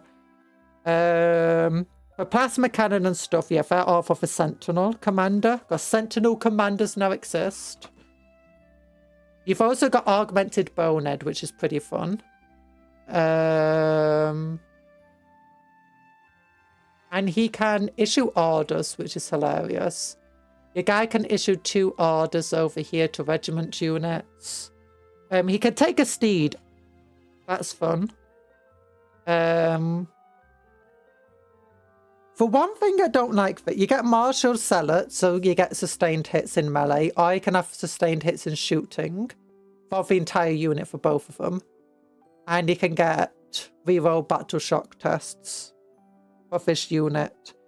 You don't really... I guess that's the closest you can get to having a Commissar. Reroll battle shock test, but you don't inflict mortal wounds onto your own unit to do it. And the Martial Zealot to Vindicate is closest to a Priest. But this is a way to create a Commissar, Darkness Veteran that can give proper orders to units. And to have like... So the Guardsman is really fun for all of this. But one thing it does have is that if you do take a steed, you can join Rough Riders and Death Riders. But you don't get your steed attacks. It doesn't mention it here, and it doesn't have your steed attacks here either. So it feels like they just completely forgot about it. They did remember Hunting Lances and Frag Lances and Gold Lances. But they completely forgot to put in Steed. Last time I saw something this half-baked, it fell out to the Demon Cobbler. No! But yeah, so you do get loads of really cool items that you can give your units here. Oh yeah, your auto gun's pretty good. Gives you 2 fun. It gives you 2 attacks. But again, it has the same rules that a lot of stuff has currently, in which because you pay your points baked into your model over here, there's just certain weapons that there's just no point taking from. Like, why would you take a close combat weapon over a chainsword that gives you 5 attacks? 5 attacks on a guardsman, my goodness. And why would you take a last gun over an auto gun? And why would you take it over a bolt gun? I can see why you might take an auto gun over a bolt gun. It gets 2 shots at 24 inches rather than just 1. This would work a lot better with granular points costing, yeah. Last time I saw this, something this half-baked, I see for cupcakes.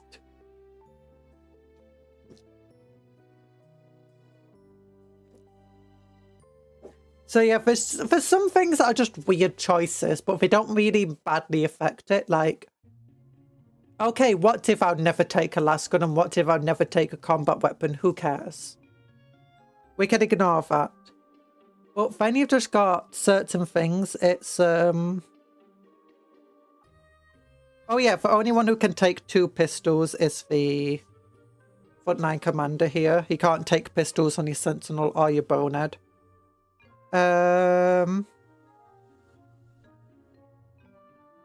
Firework. Yeek. So it's just a few weird things for it, to be honest. The other thing about like taking your martial agent, actually no, there's a good reason to take a martial agent over a normal inquisitor. One, it's actually way better in melee. You can give it, oh yeah, all of your martial agents and stuff, all of these characters do have the automatic get high-handed authority where they can join transports in addition to any of these. You can give them Holy Hatred, so melee weapons equipped by models in the unit have sustained hits. So martial agents, they're actually a really fun thing. It's just, I wish we had the option to give them Terminator armor. I wish we had the ability as well to mix and match some of the abilities rather than just being forced to take one. And same for some of these. I feel like there should be a third one of these, which is just equipment. So you got things like Artificer armor in it, Power armor, Terminator armor, Iron Halos, Storm Shields. Do you know, stuff like that? Equipment that shouldn't be under specializations or abilities and shouldn't be under weapons. I feel like there needs to be a third one. Can we say how wonderful Invulnerable like in Demons? Yes, yes, we can go to there. They're probably going to have the Invulnerable save, I imagine. Oh yeah, this is the worst one. I feel like no one suffered more than the... For Dark Held, they do get access to a few characters. Like, they do have the Skyboard and the Jet Bike now. They don't get many weapon options at all. My goodness, if you thought the Space Marines didn't have many. Neck ones aren't too bad, but I do... Oh yeah, you can't get Mega Armor on your Orc War Boss. But they're pretty cool characters here. But you can't get Mega Armor and you don't get the Death Dread or Killer Can character. Tyranids... Oh no, it's back here, isn't it? There we go. Here's your... So you got Demonic Heralds. 60 points, toughness 3, 3 wounds, no invulnerable saved. This model can join infantry, excluding possessed units. Infantry demon units, excluding possessed units, which share one of the following keywords with this model: Karn, Nurgle, Slanesh, or Sinch.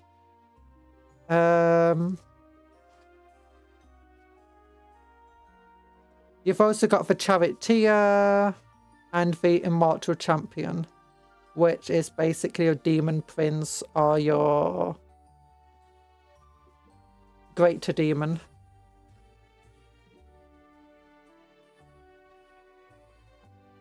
Oh, okay, they get access to 3 abilities here. 3 abilities. Other specializations, Patron specialization. So choose one of the following specializations. Your model has that specialization ability. So Demon of Blood. It can add the Karn keyword and the Blood Legions faction keyword.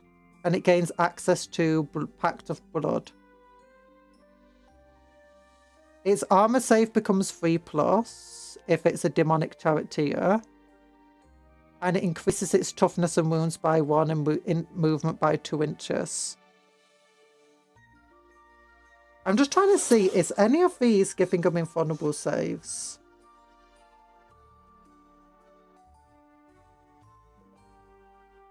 No.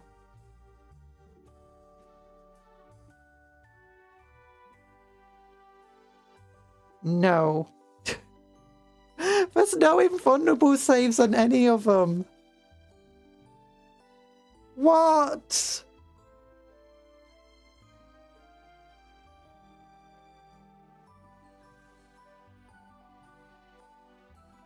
Invulnerables are made. Hi, Night Parade. Apparently demons don't get invulnerable saves in this. So yeah, if you choose a Demonic Herald, you just got a 7+ save. That's like... So Demon of Plague, you improve your wounds and toughness by 2. Add Nurgle and Psyker keywords.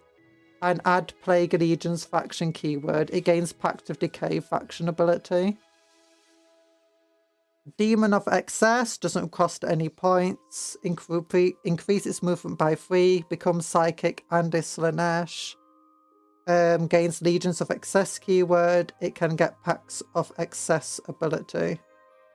I'm not really sure about how this works in terms of like from joining other factions. Like based on this, I think you can use these demons in the correct armies for chaos. Like, is there something over here? No,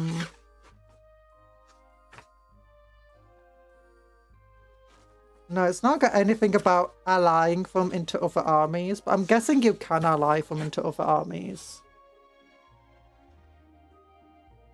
Oh, there we go. Demon of Change. He gives you a 4+ invulnerable save. We just forgot to give a 5+ invulnerable save to everybody else. And you gain the Fly keyword if you're on a chariot. And you gain 6 inches extra movement if you're on a chariot. You gain Cinch and Psychic and the Scintillating Legions keyword. And it gains Pact of Sorcery faction ability.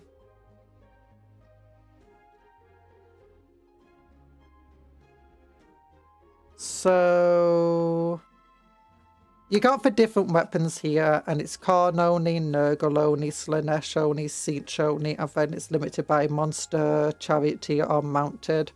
You can give it a Juggernaut, which is really cool if you're on Karn.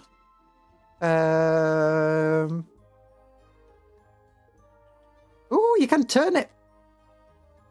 Oh my goodness, you can have a squad of Nurglings as your leader. Giggling thing, it turns you into a swarm. And you can be attached to Nurglings. You can also put it on a Rotfly.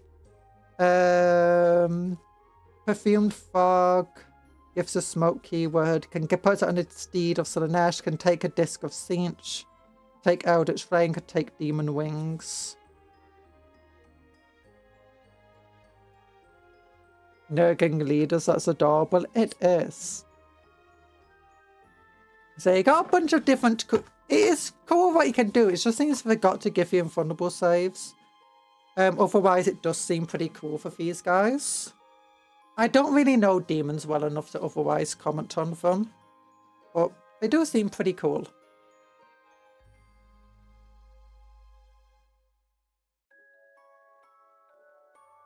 Rather than 3 inch of another demon model that gains lone operative. I'm just trying to see if there's something here that says something about whatever's. I'm not sure if they can join, you know, the other armies. I imagine it can be allied into potentially normal Chaos Space Marines. One thing I am a bit disappointed by is I was hoping that it would give us, you know, the ability to take, you know, things like discs of Siege and stuff for Chaos Space Marines. The Chaos Space Marines isn't too bad. They also lack special keywords here. But Chaos Space Marines don't really use keywords as much, you know, like for multiple characters joining a single unit. So you don't lose out on it. They also lack the invulnerable save on these 2 characters. So if you don't take Terminator armor or the Sigil of Corruption, you can't get your 4+ invulnerable save. So if you do want your Exalted Champion or Psycho with a jump pack, you don't get an invulnerable save. Same if you want to put it on a bike. You can turn it into a Possessed, and it does gain a 5+ invulnerable save. Now, the issue with that, though, is that they are very expensive. Like, it's 80 points to decide to give it a jump pack, or 90 points for Exalted Champion.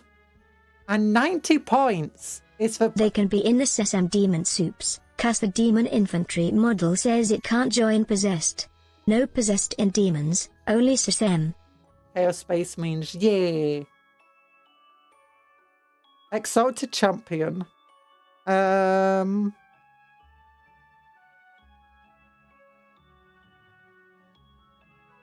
Legionnaires, Nemesis Claw, Raiders.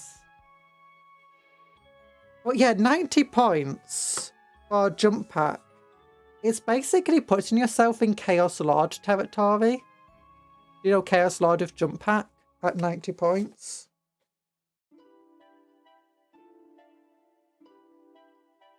I don't really understand why it would be so expensive. And that's the entire issue with these things. I mean, actually, it's not too bad. Like, each time this model makes an attack, it gains critical hits on a 5+. Not that I can equip any weapons that, you know, utilize critical hits. Like, it doesn't have any sustained hit weapons here. It doesn't have any lethal hit weapons here. Yeah, no sustained and no lethal. So the critical hit of 5+ is kind of pointless. And it doesn't give it to the unit, it only gives it to itself. Let's look to see if we can give it sustained hits or lethals otherwise. No, we can't. So that seems a bit pointless. Jump pack is free. Yeah, jump pack is free, but let me just show you what a Chaos Lord is like. A Chaos Lord with a jump pack doesn't really have much limits to itself. So here we go. We'll go Chaos Lord with a jump pack. It's 80 points. An Exalted Champion is 90 points. An Exalted Champion has a 4+ armor set, has 4 wounds. A Chaos Lord of Jump Pack has 5 wounds. A Chaos Lord of Jump Pack has a 4+ invulnerable save. An Exalted Champion has no invulnerable save. Both have 3+ armor save, both are toughness 4, both 12-inch movement. Both can join Raptors. Neither can join Warp Talons. Both can Deep Strike. This one, the Exalted Champion can reroll to wound. The Jump Pack with Lord has the ability to farm, well, reduce stratagems by 1 command point. And it also has free consolidation of 6 inches instead of 3. Which is pretty powerful. The Chaos Lord can have a plasma pistol, power fist, or twin lightning claws.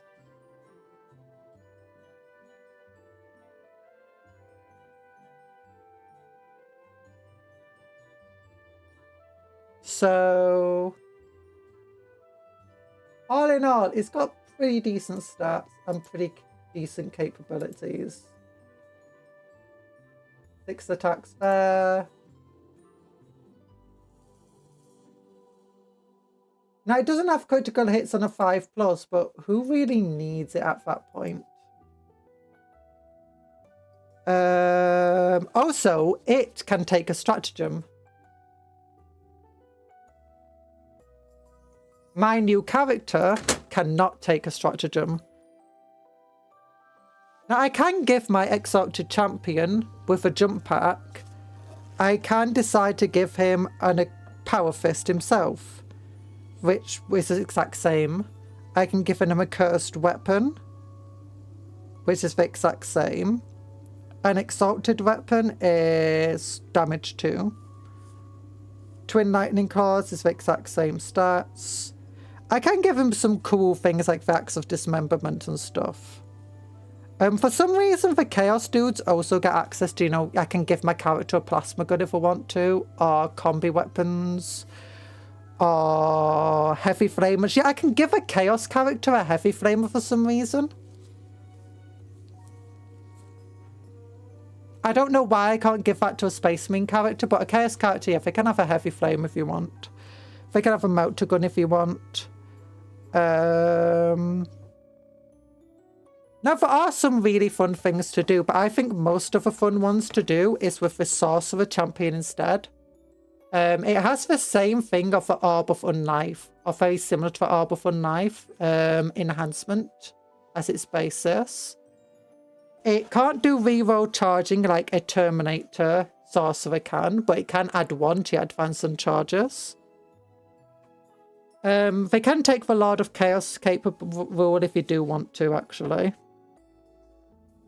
Each time an attack targets this unit, subtract 1 from a hit if it's Psycho. But yeah, I think generally the best one to do here is either Sorcerer Champion or Soulforged Tyrant. But I don't get why they get things like Melter Guns and Heavy Flamers, and then a Salamander can't get them.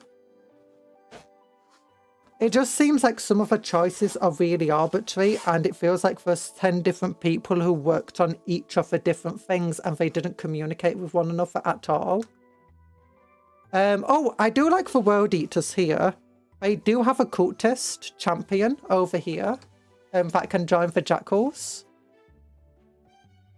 I think that's a really cool way to do these things. And he can also be upgraded for Augmented Legs, so he can join Goremongers instead. And I think that's really cool.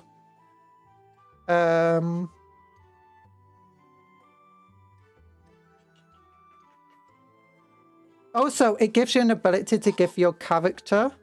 Like, I don't know why the Corn guys get 4+ invulnerable saves, and they're not even that much more points.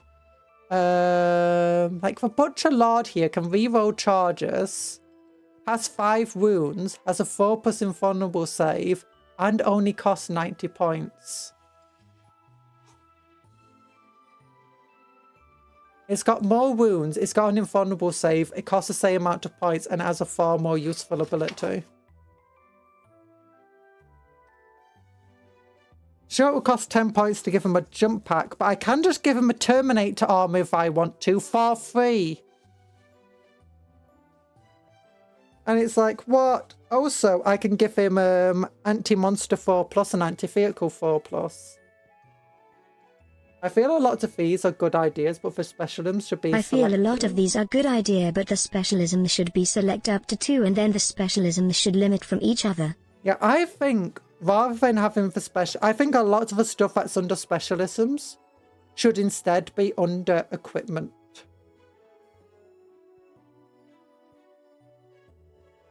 Or at least some of it should be. Like Terminator armor should be under specialism. Jump pack should be under specialism. Or if it should just be like another set. I don't know. It just feels really weird at the moment.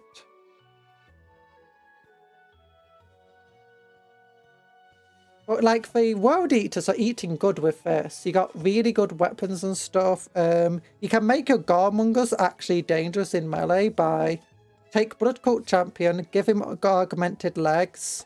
He can now join you at Garmongers and he's just as fast. He also gives the unit a 5+ invulnerable save. Very nice. They definitely didn't forget invulnerable saves for Khorne at all. And then you can give him like anti-monster if you want to. You can give him... You can reroll advance rolls and blood surge rolls. Once per battle, one unit from your army with this stratagem can be targeted. One face can be targeted with stratagem for 0. Each time an attack made by this unit destroys an enemy, roll a d6 and a 4+, you gain 1 command point.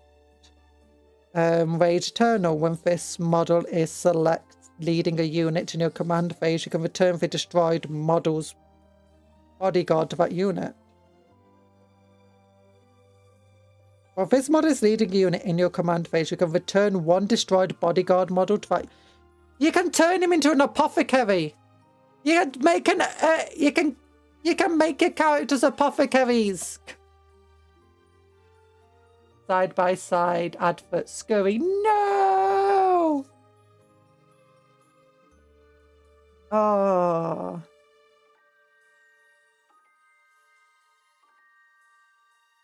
Oh yeah, what abilities could I give here? I can give my cultist a demon hammer. Artificer exalted chain blade.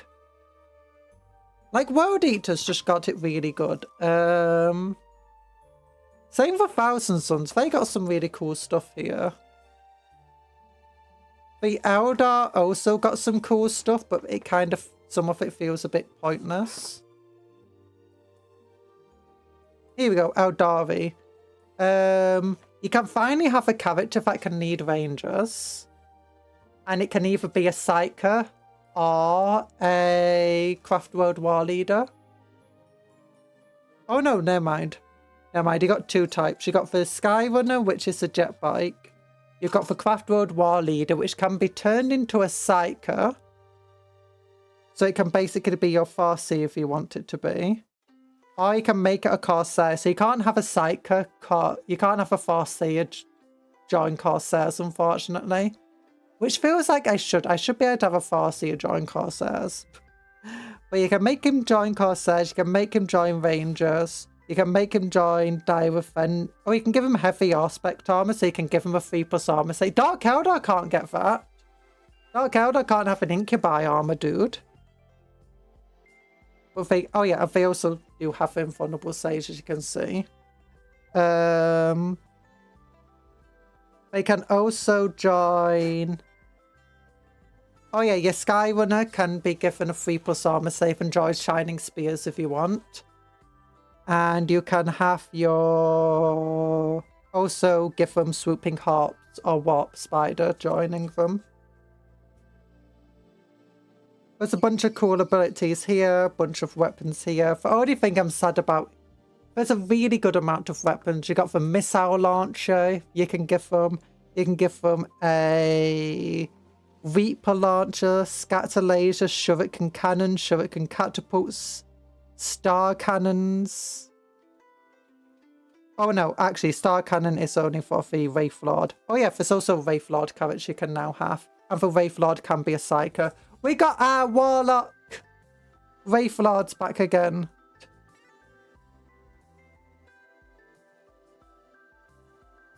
But yeah, there's so many things that, you know, you can just gift to your boss. It's like, why do they get all the good stuff? When the Dukari just seems so bad. Like, look how few weapons they get. You can gift somebody a Heat Lance, but it's only if you give them a jet bike. The Dark Eldar really suffer the most, though. As much as I complain about everybody else, the Dark Eldar just have so few options. It does allow them to create a couple of cool characters that you otherwise couldn't. I'm not even sure the homunculus is worth taking. Drukari is love. Drukari is life.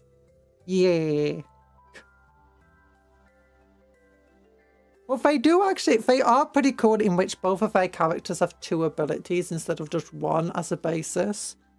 Hatred, external pain, in your shooting phase or fight phase, and this you select this model's unit. You can spend 1 paid token to empower that unit. While it's empowered, reroll to hit. Each time this model makes an attack that targets an enemy character, you can add 1 to the wound roll. Each time this model's unit destroys a character, gain 1 command point. So I mean, you do have some cool things you can do here, but the amount of options are significantly limited compared to a lot of others.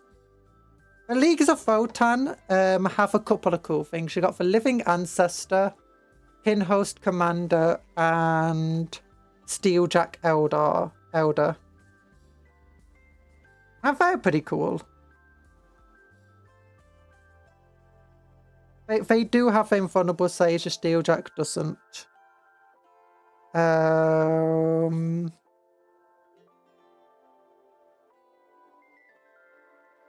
any of this Steeljack get given an invulnerable save? You can give them Exoframe armor. You can give them Magna Bikes, which is pretty cool. You can make them Jaegers and have a character join the Jaegers, which is really nice. You can have them become a Berserker, so you can have a non-epic hero Berserker character. And you can give them the Exo armor as well, so the equivalent to Terminator. They got really cool abilities here. Oh, Rampart Crest, give them a 5+ invulnerable save. Completely useless for these 2. Useful for Steeljack though. Teleport Crest, so you can give them deep strikes.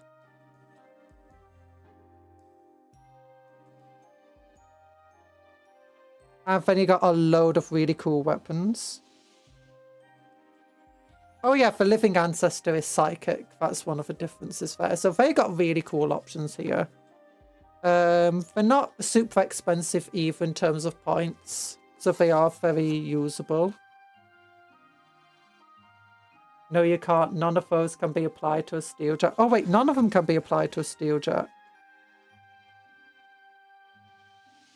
What do you mean none of these can be applied to a Steeljack?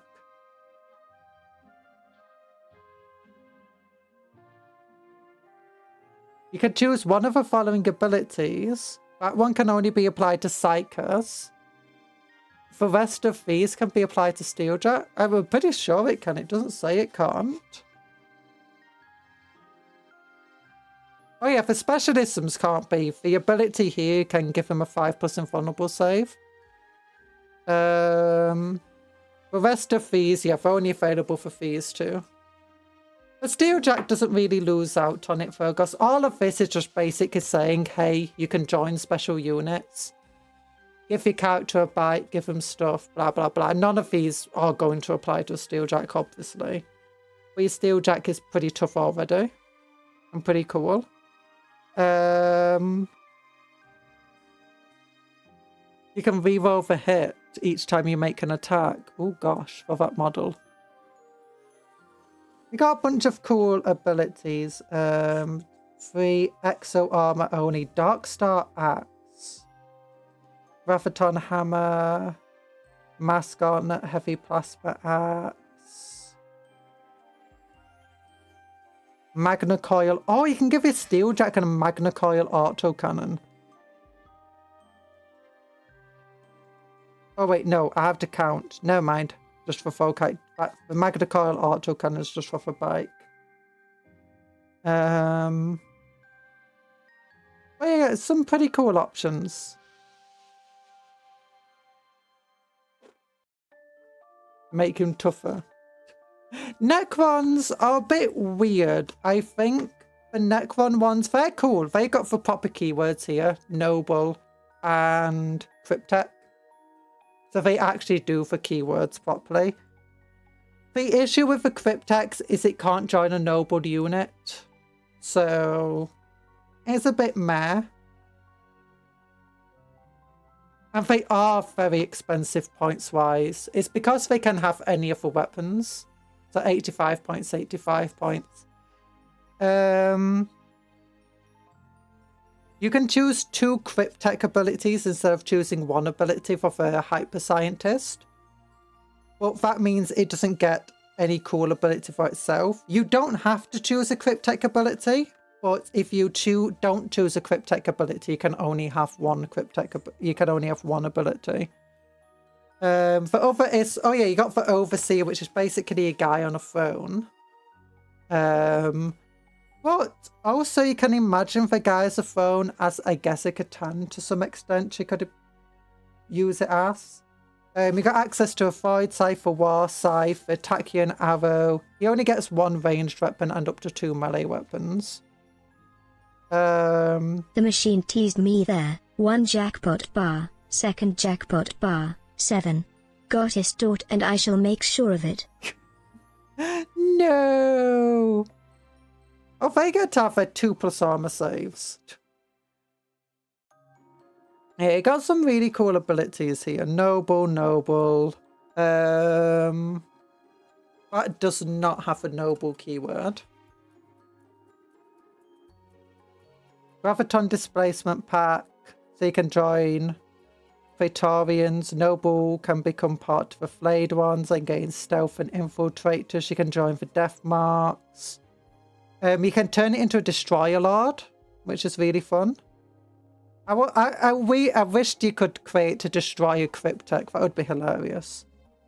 But if you don't want any of these, you can just give yourself a 2+ armor save because you're superior living metal. Oh yeah, your Dynastic Conqueror does have a full 6 wounds. Like, it's not like the Space Marine one where it limits you to a Lieutenant stat line. No, this one gives you the full Overlord stat line.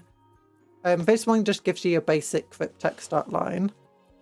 Your Cryptech abilities are just similar to your normal Cryptech abilities. Critical hits on 5s. Force Battle Shock tests. Inflict mortal wounds.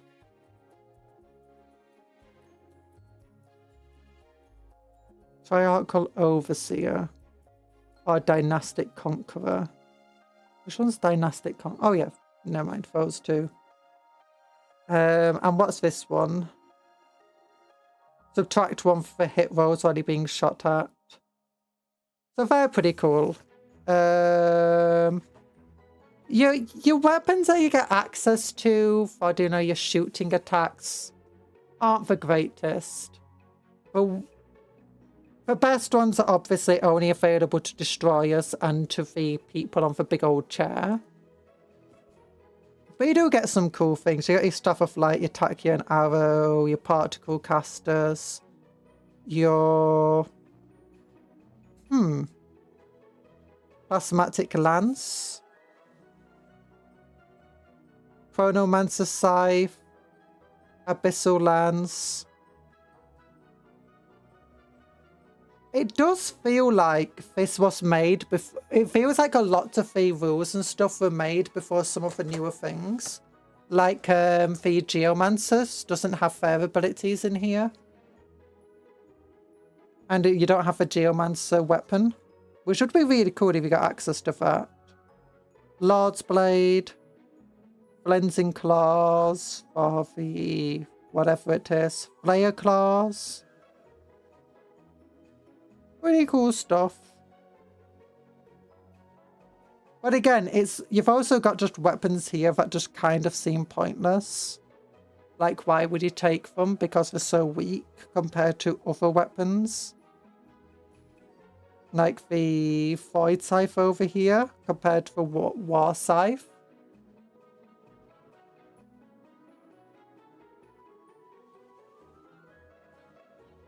Cryptechs aren't nobles, to be fair, if that was what you're pointing. Oh, no, yeah, Cryptechs aren't nobles, that's what I'm saying. I'm just saying it would be really cool if you could have a Destroyer Cryptech. But you can't. Orcs. Orcs are pretty fun. You can turn your boss into a mech, and then you can join Commandos, Flash Gits, Burner Boys, Looters, Mech Guns, Tank Busters. Feels weird that they have to gain the mech keyword to join commandos or tank busters, but it's fine. Being able to join, having a warlord that can join those 2 units without taking an enhancement is good. Again, you can't give them mega armor for some weird reason. You can give them a war bike, so you don't have to just have a war trike anymore. You can give them a smasher squig, which is pretty fun, and you can give them a rocket pack. One issue is, if you do make it so they can join commandos, they don't gain any of the commando abilities. We're getting mechas! Hi, Blair Boris!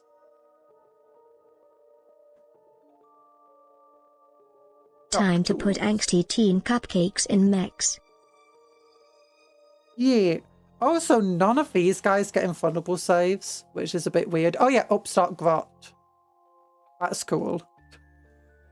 Well, this model is leading a unit. It has infiltrators and stealth. Warp pad, so you can have cool psychic units. Improve this model's leadership characteristic by 1 for every 5 models in the unit. That's kind of meh.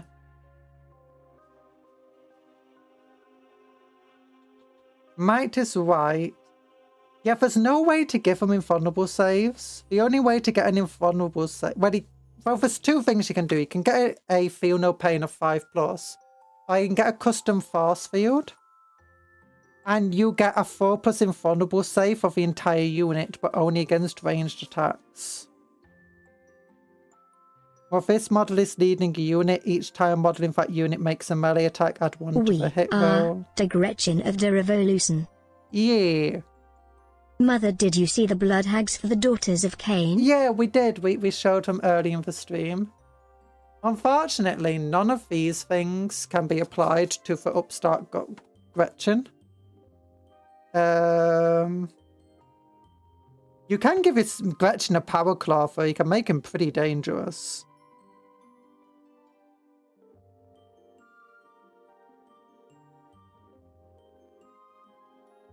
You can give your Upstart Gretchen feel no pain, which is nice. A malicious opportunist. While this model is leading a unit, each time modeling that unit makes an attack, add 1 to the hit roll and 1 to the wound. Well, that's pretty cool. In your shooting phase, after this model has shot, select 1 enemy unit before battle shock. You do get some pretty cool weapons. Saddle get weapons, shock attack gun, shooter, SNAS guns, tractor blaster, twin Daka gun.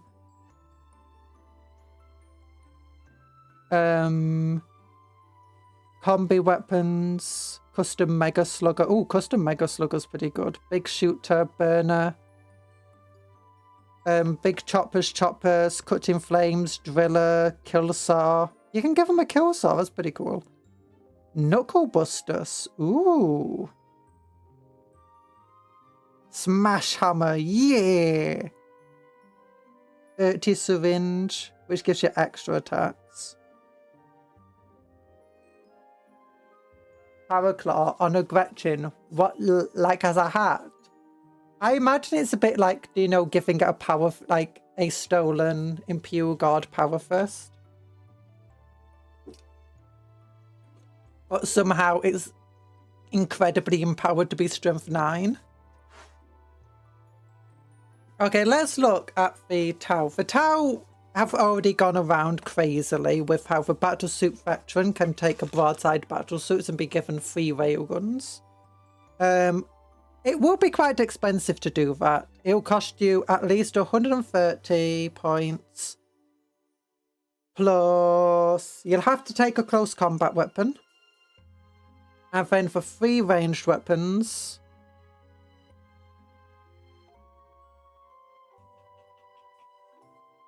that will put you at, what is it? 15 points plus 170, 145 points to do that, which is not bad.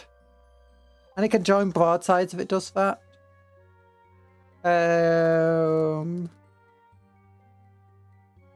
Just Neil, but you can have stuff that can join Pathfinders now, which I really like.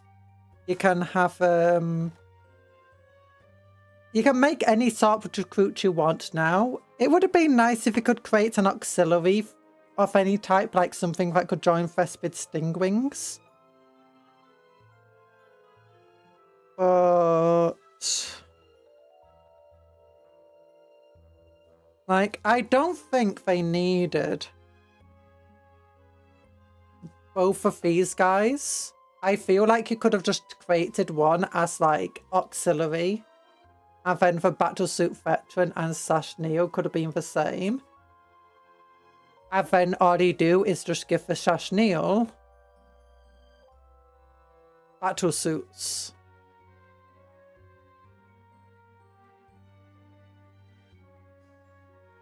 Well, it can join the stealth battlesuits. Yeah, you'd have just given them another specialism that would have allowed them to join stealth battlesuits and given them these keywords and made them tougher. And then you could have an auxiliary that could join like the Vespids and stuff.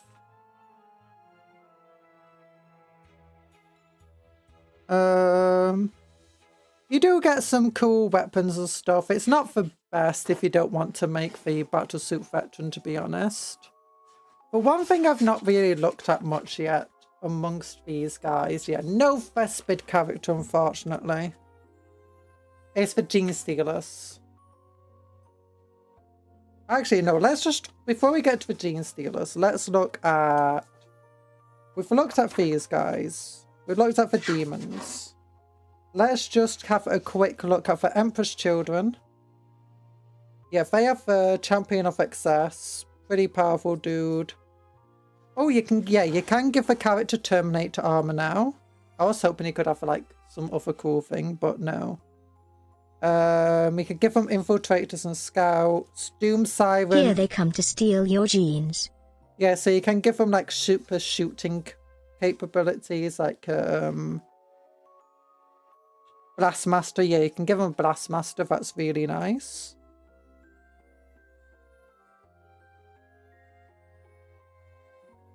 Make them a Terminator. Phoenix Power Spear. Yeah, you get access to pretty much all the stuff that you'd want here.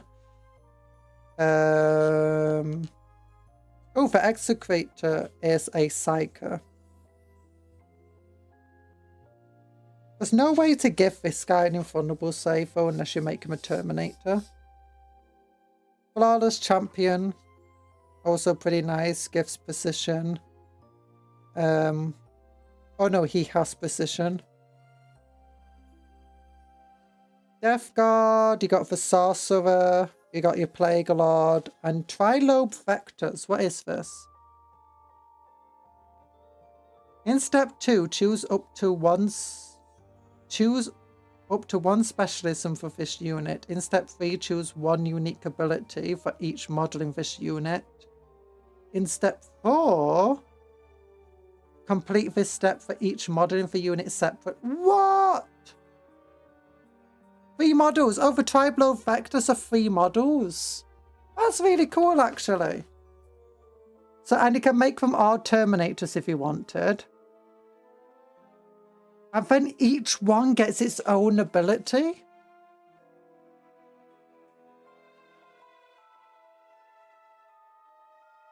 Choose one unique ability for each model in this unit.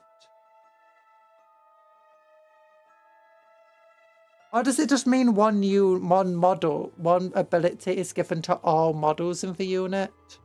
Because that one does say separately there. Or do you know for weapons?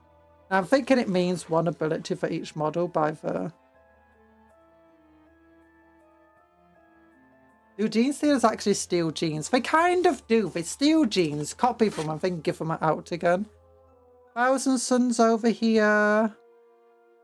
Oh yeah, you got your 2 different types. You got your Sangar, your Psychic Sangar, and then just your Psychic dude. You can take a Terminator version, Disc of Cinch version. Upgrade to a 4+ invulnerable save. They are pretty expensive. Or at least your Magister is, points-wise. But also just deal out mortal wounds. How expensive are them? 120 points. So they're not too expensive points-wise. Emperor's Children are pretty fine. I was kind of hoping that for these you might get like a cultist version. I guess they get their equivalent to cultists in the form of Sangors. Like, do they have a Blood Cult champion? But here we go. Cult Insurrectionist, Cult Guerrilla, and Guerrillas! Ugh. And Voice of a Patriarch. Okay, so you don't get to build a, like, a Tyrannid in charge. Instead, they are just, like, kind of the same character. 3-4 wounds, 3-3 wounds, 3-4 wounds. The Cult Guerrilla can join Acolyte Hybrids, Hybrid Metamorphs, Neophytes. Same with the Cult Insurrectionist, and same with the Patriarch. They all get Deep Strike, and the Guerrilla gets Deep Strike, Infiltrate, to Lone Operative, and Stealth. Okay, that's cool. Once per battle round, one model can use a stratagem. Reduce the cost by 1 command point. While this model is leading a unit, each time a model in this unit makes an attack, you can reroll the hit for the Insurrectionist, or give ranged weapons lethal hits for the Voice of a Patriarch. You can give any of them a dirt cycle. You can make any of them be able to lead aberrants, but it doesn't increase the toughness. Melee weapons equipped by models in this unit have anti-infantry 3+. What? Blessed Venom. That's incredibly good. Elusive, once per turn when an enemy unit ends a normal, advance, or fallback move in 9 inches. You can make a move yourself. You can place this into strategic reserves. Have a start to a first battle round. Select one enemy unit to be this model's prey. You can reroll to hit, reroll to wound. Fire Overwatch. Enemies can't use Fire Overwatch. Set one friendly Gene Stealer Coach unit. It stops being battle shocked. Give lethal hits to the unit. To the melee weapons of the unit. And select one enemy in 18 inches and force it to take a battle shock test. Okay, what weapons do they get access? They can have a sniper rifle, that's pretty cool. They can have demolition charges, they can have a flamer, they can have grenade launchers, they can have Vtuber, they can have a mining laser. They can do psychic attacks. Elusive is an enhancement called Prowling Adjutant. I think it's in a Xena Creed congregation. Yeah, they can't take enhancements. So none of the characters can take it. The Voice of Patriarch is a Psyker. Remote explosives. Whoa! D6 plus 3 attacks. Indirect fire. They can have a seismic cannon. Weber. Anointed pistol. No, the pistols aren't that good. Liberator Auto Stubber. That's pretty good. Strength 6. AP -2 to attacks. Devastating wounds. Scoped Needle Pistol, Anti-Infantry 2+, ignores cover. Strength 1, damage D3. Io Dagger with 6 attacks. Cult Bone Sword. Force Staff, Heavy Mining Tool in melee, Anti-Vehicle 4+. Metamorph Mutations, Power Weapon, Toxin Injector. Okay. Yeah, see, so some of them are okay. Some of them are really good. Some of them are just kind of meh. Why is this random sheet here at the back? War of Mist for Howling Gaia.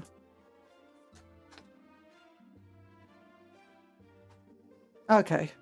Then we got Lair of a Tyrant. I think the ability is just a copy of the enhancement. Oh yes, a few of them are just copies of enhancements. Oh no, my handcam stopped working. I'm joking, it didn't.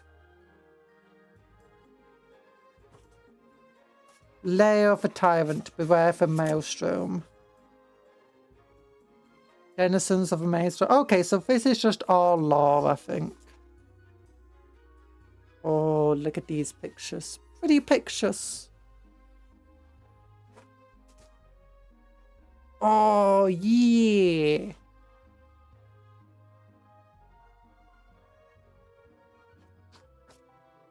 Segmentum Solar. The Maelstrom. We don't have time to read for it all today, but we can do them for future if you want.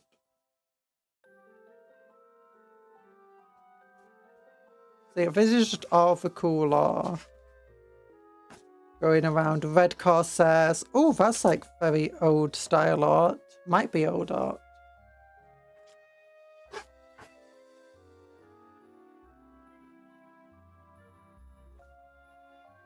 Ooh. Cultist dude. Renegade Guardsman. Herman Blackheart. Dennison, new name. Dennison of a Maelstrom. Yeah, but it's... So the thing I was really excited for about these books, honestly, I was kind of disappointed by. There's some really good things in there, but at the same time... Oh, Captain... It's got the different characters in here. The Enforcer. Hervan's Prey Taker. Galmec, the Shrine of Iron. Night Lords! Chaos Demons. Chaos Knights. Heresy's Many Heads. I now live in the Warp, which is technically still a Miseryville. Yeah! The Green Menace. More horror and stuff. I was expecting stuff. There we go. Eldari Corsairs are here. Mercenary motives. Not all Corsairs are tolerated as adventurous outcasts. Oh my gosh, Himawari! Kotetsu, how are you doing? Welcome to the stream! We're looking at the Maelstrom book. I'm going to use a tower as a bookmark. Oh yeah, but big love hearts to everybody. Welcome to the stream. Hope you had a fun stream. Make sure you're hydrated and eaten well. I'm Cupcake Conjurer in both name and profession. First name Cupcake, second name Conjurer. Himmerade, hello Cheery Eye Shark. I hope you had a fun stream or just watched a fun stream. We've currently been reading these new Maelstrom books, which are pretty fun. The new rules for gameplay is very, very nice. Himmerade, Himmerade! Yeah. Firework. You just exploded yourself. Not all Corsairs are tolerated as adventurous outcasts by others of their species. Some sell their services to the highest bidder, uncaring of the ties of blood. Both those who are vilified, preying upon craft road ships, and Comorite raiding parties alike. Such courtiers have been known to strike bargains with other species, but will contemptuously slaughter their alien paymasters post-raid should they see profit in doing so. Ooh, Red Corsair rules. Yeah, well, not quite Red Corsair rules. It's new rules that apply to pretty much everybody. Ooh, the Eldritch Raiders. Karseth. Prince Uriel, who came back from the dead. Sky Reavers, the new unit. Vipers. This is the book with just all the lore in. And it doesn't seem to be any gameplay. Oh, is that Commonwealth? What did Chaos get? Chaos got quite a few things. It got demons that don't have invulnerable saves. They forgot to give demons invulnerable saves. So yeah, everyone got new missions, and if they're really fun, the new mission stuff's really fun. It's not about command points anymore. It's about Objective is here. I go to the objective, I pick it up, and then I try taking it off the battlefield. At the end of the game, who controls the most objectives wins. I'm a worry, so what's the most expensive new mini? Newest expensive mini? I don't know. I mean, the most expensive new unit is probably...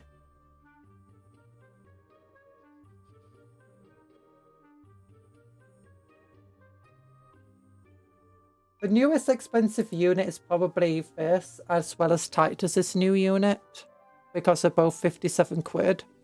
It's pretty expensive, especially for what you get. It's all just tax write-offs. No money is expensive. All monies are expensive. But yeah, I've been showing... I've got some items here, some models here that are gonna need to change these settings again for my camera device. Sorry, reading, I have to change the video so you don't get too much.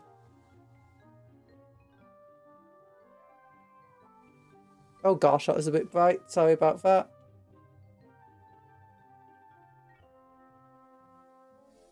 Yeah, so I've got some models here that are like old conversions.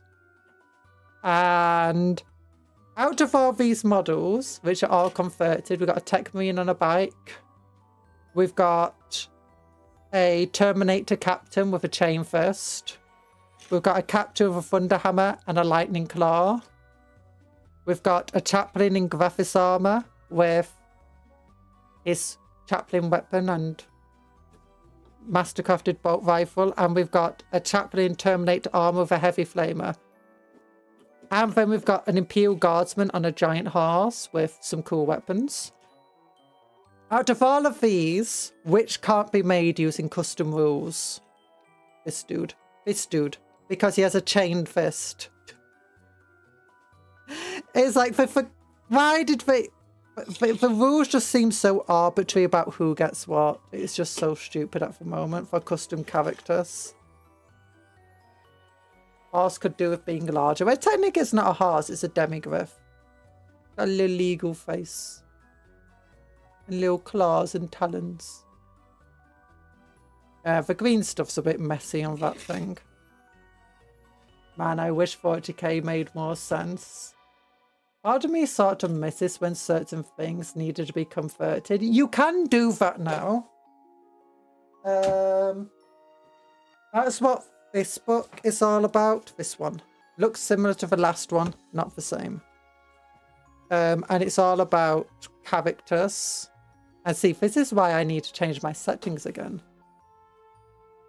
This is why we had it set so dark.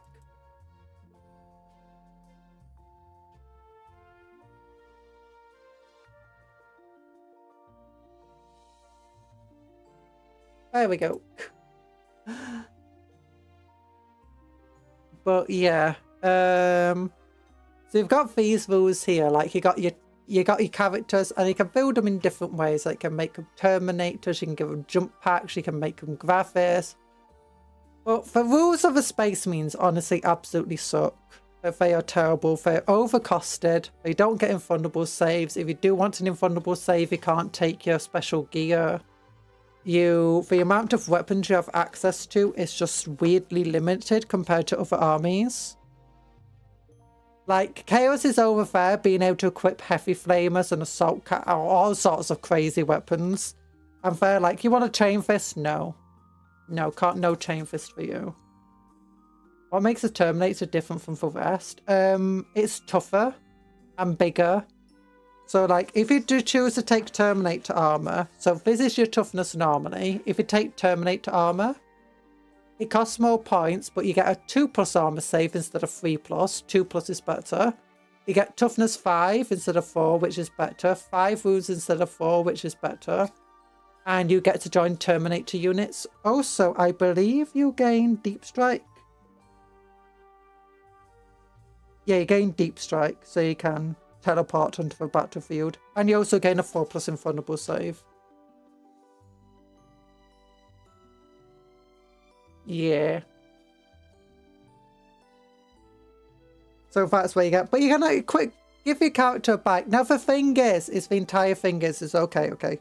Maybe these aren't decide to like create new chapter masters, because anything you try to make will be worse than a captain here.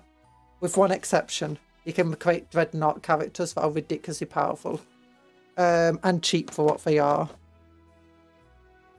But so you can't really make a chapter master using these rules. It goes, okay, maybe it's not meant to make a chapter master. Maybe it's just for lieutenants and stuff. But the issue is, they're so expensive. They're like way more expensive than lieutenants and way worse than lieutenants. And they don't have the correct keywords to let them like join units with other characters in, or for characters to join their unit with them in it. Like a normal captain, he can have a lieutenant join his unit, or he can have an ancient or a apothecary. These guys, no, they have to join the unit by themselves. That's it. And it's like, okay, maybe every single one of them is like this, but it's not. We just like go over a few pages to... Let's look at one that I'm quite used to from. Astra Militarum. Get a relatively cheap character that can go on a horse if it wants to, can be built as a commissar or as a priest. It can have access to a variety of different weapons. Now, you don't get that many abilities or specialisms. It feels like they just gave up halfway with this one, but what you do get is pretty decent. And gives you quite a lot of variety. If we go over to Chaos Space Marines here, they also have the issue of forgetting to give them invulnerable saves. But then they have so many weapons. You have heavy flamers, plasma guns, Am I missing guns. something? Maybe the big head is in the way. I can't see a thing to make the marine characters techie. Techie. Oh yeah, you can. Here you go. Adeptus Astartes. So Blessing of Omnisirus here. The issue with all of these things, every single character that can do this type of stuff, Blessing of the Omnisire, Tech Marines and the likes are really, really good because they gain the lone operative keyword when within 3 inches of a vehicle. This means even though they're running around by themselves and they're relatively squishy, as long as they stay near a vehicle, the enemy won't be able to target them without getting really, really close. The issue here is that they don't have that ability. They can't become lone operative. They do get the Blessings of the Omnisire. They don't get the 2+ armor save that Tech Priests have, mind you. And they can have Omnisire Power Axe. You can have Servo Arms. The other thing they lack is Omnisire Power Axes are really good because normally they come with a special rule of if a vehicle gets blown up near you, it increases their strength and their number of attacks. But you don't really get that, so it's not that worthwhile getting. But yeah, you don't get... Do you get the ability to be an apothecary? Yeah, you'd get the apothecary thing here, where you can restore models. Oops. What else do we have? Adeptus Sororitas. Oh yeah, this is for one thing. In the Astra Militarum, you don't get access. You can't turn your character into a tech priest, which is weird. It would have been nice to be able to turn your character into a tech priest. And you also don't get the ability to shoot your own models, which, you know, you should do. Similarly, the Chaos Space Marines over here have access to Master of Mechanisms, which is the Warpsmith ability. And they have access to Flamer Tendrils, Motor Tendrils, that type of thing. But they don't get the lone operative ability. That being said, the Soulforged Tyrant does. The Soulforged Tyrant is really good. It can get the same lone op. As long as it stays close to infantry though, which is a lot harder to do. Soulforged Tyrant can also just be representative of a Demon Prince or of a Hellstalker. Oh yeah, that's it. The Admech have a similar issue, where if we look at the Adeptus Mechanicus, they don't have any of those abilities to stay near a unit and prevent themselves being targeted. They do get Omniscience Blessing, but you can have them with join the Cataphon, the Castellan robot, sorry.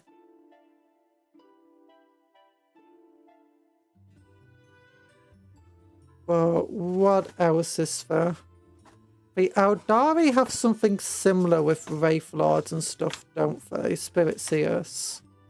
Here you go. Do they have a Spirit Seer ability here? No, they don't get the Spirit Seers here. Yeah, you can't turn your character into a Spirit Seer, which is sad because Spirit Seers are a bit underpowered at the moment. Champion of a chapter seems to fill the archetype of the old Emperor's Champion, Chapter Champion. Emperor's Champions still exist. In fact, the Emperor's Champion is just far better than anything you can build in here. If you go with the... Oh yeah, if you want a Storm Shield on your Space Marine, you have to become a Space Wolf. You can take the Black Sword, but you can only take the Black Sword if you don't already have the Black Sword or an Emperor's Champion in your army. So, yeah. You can take the Armor of Faith, which reduces damage, but again, you can't take it if you've got an Emperor's Champion in your army. And honestly, the Emperor's Champion is just better. As a 2+ armor save, as a 4+ invulnerable save, it's got better stat line. And it's got better abilities. Now, it is definitely a Champion of a Chapter. The Champion of a Chapter already does exist in the game as it is. Well, it exists twice. If we go over here... Where are we? We go to the Rapid Response Force. No. Vigilant Fire Force. That should have it.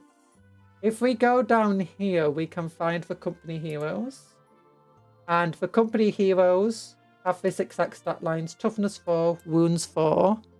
And they have the Mastercrafted Power Weapon here, which is 6 attacks, 5 damage, 2 precision. It's basically... one of your company heroes is a champion of a chapter. Alternatively, you can have a champion of a chapter if you use a Legends rules. Show hide options, show legends. We can go down to company champion on bike. Company champion. They had company champion, didn't they? Not on bike. They got rid of that. Oh no, it would be Primaris Champion, wouldn't it? Yeah, Primaris Company Champion. This exact stat line here. Honor of Death, add 1 to advance and charge rolls. It's always Mastercrafted Special Power Weapon. It's a bit worse. It's not got the 6 attacks that the one in the book has. But it does have Honor of Death and Martial Superiority. Each time this model makes a melee attack that targets a character, you can reroll the hit and reroll the wound. Champion of a chapter can only reroll wounds. And it can't get that +1 to your advances. Unless you go with, I think the... Oh no, it's reroll them in the... Yeah.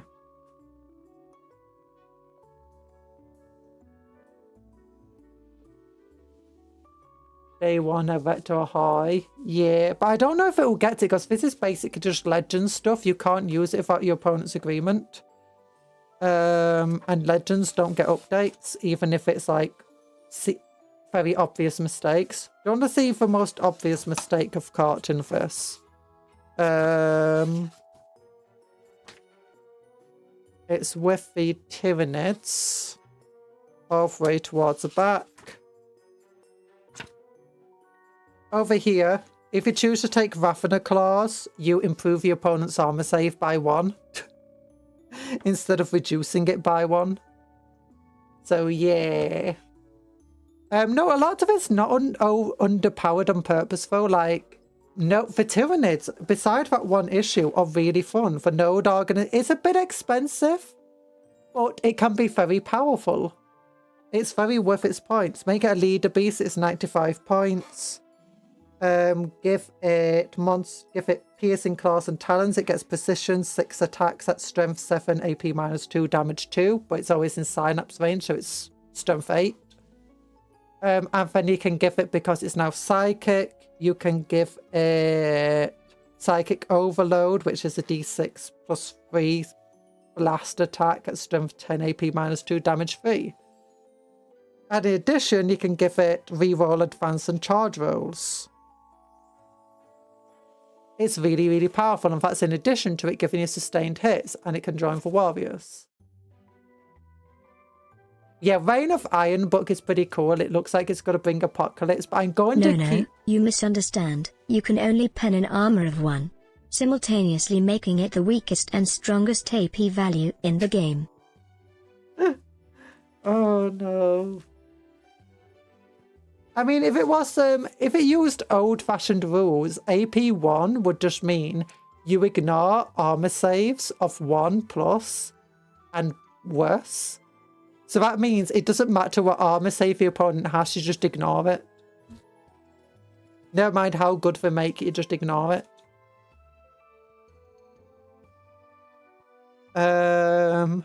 Well, yeah, they have quite a few cool rules. You got prime organisms. A lot of these guys have really good rules. Some of them are kind of meh, some of them are kind of... The Battlesuit Veteran is ridiculous. But even the ones that aren't are like... Arcs are pretty good, apart from the fact you can't take mega armor. And you can't... Anything that you have joined for commandos won't have the stealth and other abilities that the commandos have. Also, you can't give them invulnerable saves, except it feels like they've... Do you want to say? Oh yeah, no, the worst mistake actually. I think even worse than that. Demons, no invulnerable saves. 2+ armor, benefit of cover. Well, now you're just taking damage. Shucks to suck. AP1 armor. What's that? Yeah, AP1, if we go by -1, reduces your armor by 1. 1 will give you increase your enemy's armor by 1. It's like, hey, is that a 3+ armor save you've got? Yeah. Well, it's a 2+ armor save now. What? Yeah, it's 2+ armor save, I'm afraid. Like, why did you take that weapon? Because I thought it'd be hilarious.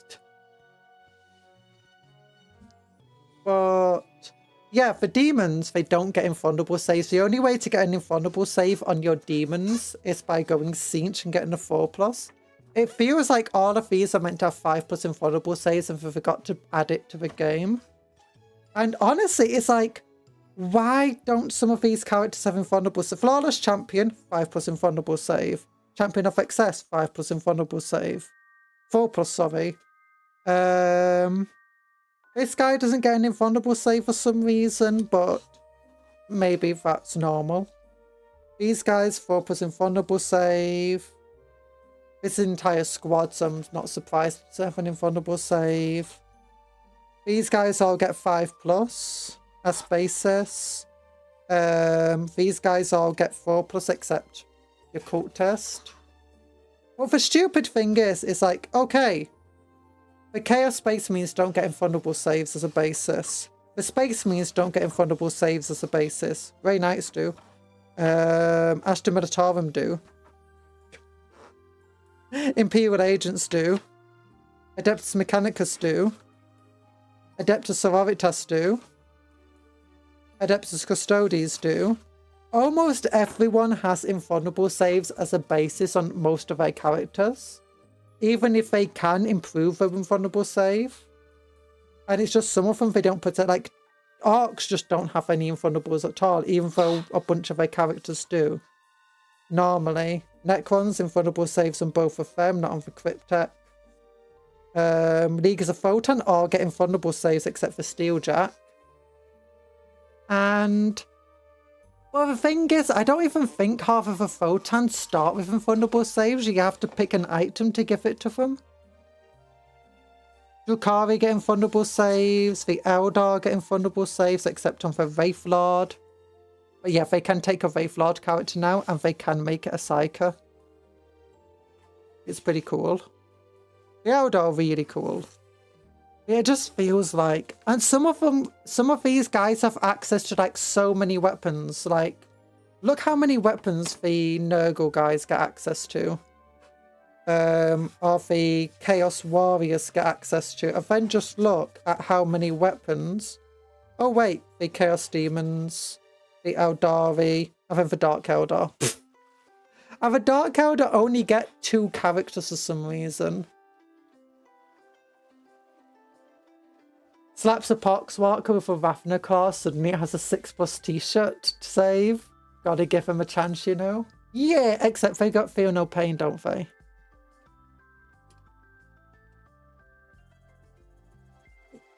Some of these army lists feel really well thought out and really well done. Like the Khorne one especially is one of the best in here. The World Eater one, they give you access to an 8-bound Lord, a normal Lord, and a Cultist Champion. Which are... The Cultist Champion is something they normally don't have access to. With a Lord on Foot, they don't normally have access to just a normal Lord on Foot outside of the Master Executions.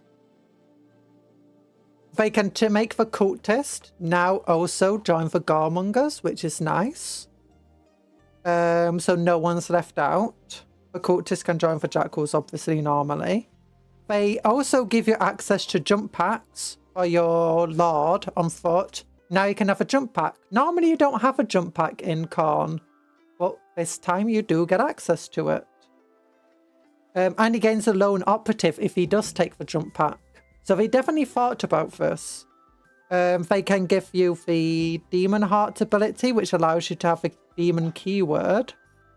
And allows you to join 8-bound or Exalted 8-bound. And gives you better movement. Your 8 Blessed Lord can only join Khorne Berserkers for some reason. And if they give you access to Terminator armor, again, something that they don't have a character that can do that. As a result, this feels like it fills a lot of gaps that you otherwise have. And it's all relatively reasonably point costed. You have a lot of decent weapons to choose from. Khorne doesn't normally have decent weapons, but if you do want to take Terminator armor, you got access to Heavy Flamers and Reaper autocannons.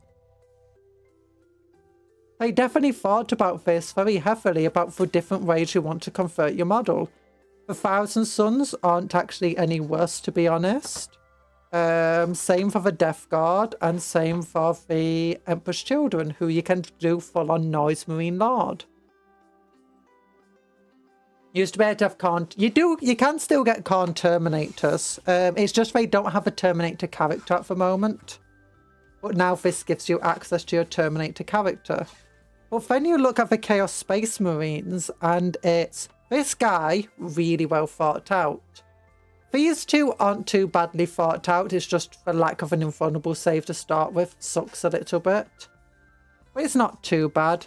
And similarly, you don't really have anybody who has Lord stats. That being said, your Chaos Lords, whether it be a Terminator armor, jump pack, or just basic Lord on Foot, they all are really well thought out models that have a lot of options. Like your jump pack guy can have Power Fist, Lightning Claws, or an accursed weapon. Your normal dude has access to Exalted weapons, Lightning Claws, Demon Hammers. You get access to a bunch of shooty options.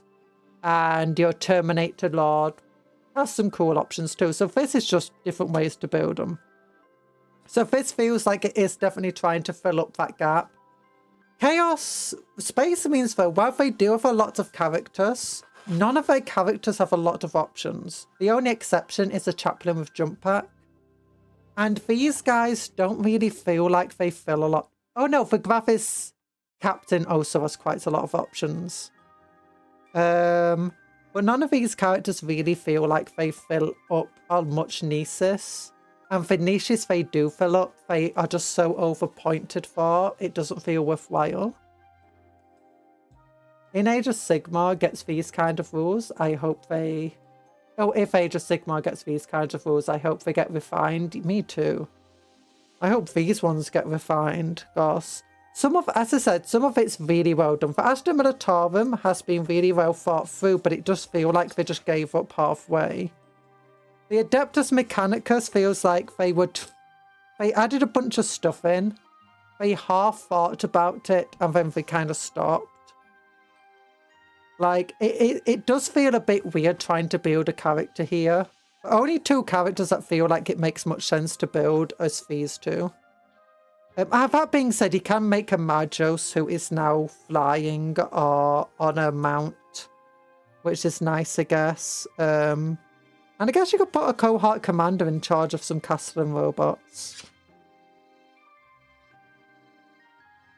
And you can make them join ENvtuber. So I guess it's not too bad. It's just, it recognises where it's got gaps in like its roster and it decides to fill those gaps. I was hoping it would give you the ability to make your own Belisarius Carl model, but you can't really do that with these. The closest you can get is using an Iron Strider. Imperial Agents feels not too bad, but it only feels good like if you want it to join like somebody else. Like, hey, you got some Space Marines. Oh, you got some Guardsmen. I'm going to take a Martial Agent. I'm going to give him the Ordo Hereticus. It doesn't matter which one of these I take, just as long as I take one of them. And then I'm going to give him this ability to give sustained hits or give lethal hits to every model he joins. And then I'll give him an Eviscerator and a... What else would we want to give him? A Flamer? A Melter Gun? That could be good. Oh, an Inferno Pistol. Ministratum, Hand Flamer, Plasma Pistol, Voltaic Pistol. Ooh, a Voltaic Pistol's pretty good. Yeah, give him a Voltaic Pistol with sustained hits too. And make him join a... just like any unit. He's instantly just giving sustained hits or lethal hits to any unit he joins. And he's not going to be bad, because if he does get caught into melee, an Eviscerator can suddenly become a strength 6 attacks, devastating wounds, strength 9, AP -2, damage 2 weapon in his hands for a single turn. It's like, so I mean, it does give you some really cool stuff you can build here. What did Grey Knights get? I don't really know Grey Knights very well at all. So Fireman Custodes and Adeptus Sororitas are the 2. You got the Champion of Titan. Infallible save, 2+ armor save, 90 points, 4 wounds, toughness 4. Can join a Purgation squad or Strike squad. Might of Titan, once per battle at the start of a phase. This, oh, so he does the exact same thing the Inquisitor does. Gains 3 strength and 3 attacks for 1 turn. Alternatively, you can have a Venerable Demon Slayer, so it's just Dreadnought. And it's got the... In your shooting phase, after this unit has shot, select 1 unit. Grey Knight, 1 unit is shot at. Grey Knight units from your army get 1 to hit when shooting active. And Dread Knight Champion is your other one, which is, well, Dread Knight dude. Each time it fights a war monster or vehicle unit, you can re-roll the wound roll and re-roll the damage roll. Seems pretty good, actually. You can make him a Purifier, you can make him join his Scepter squads. You can give it scouts to any of these things. You can give him Terminator armor. Blessing of the Omnisire on a Grey Knight. That's pretty cool. On your Champion of Titan. Well, this model is leading a unit. That unit is eligible to declare a charge and return it advanced. That's a weird wording.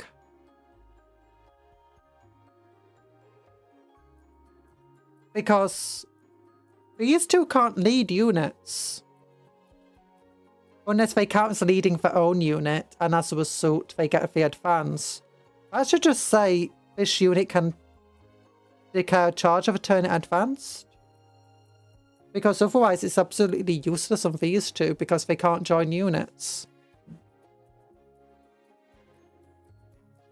Cool Dreadnought character for Grey Knights. Oh yeah, that is the one thing. The one cool thing that the Space Marines got was Venerable Battle Brother, which is just Redemptor Dreadnought chassis guy. Give it an invulnerable save of 4+, 170 points. It can then do... Oh my gosh, it can repair itself.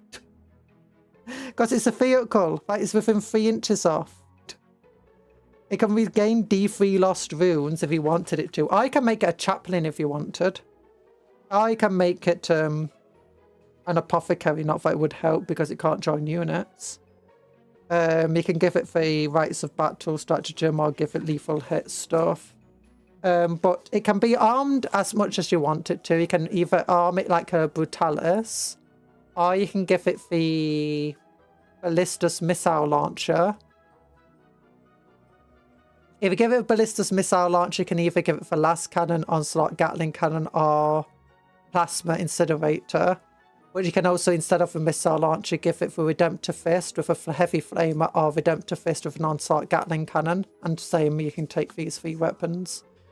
Its chest-mounted weapons can either be a Frag Storm Launcher, a Twin Storm Bolter, or Twin Heavy Bolter, or Twin Multi-Melter.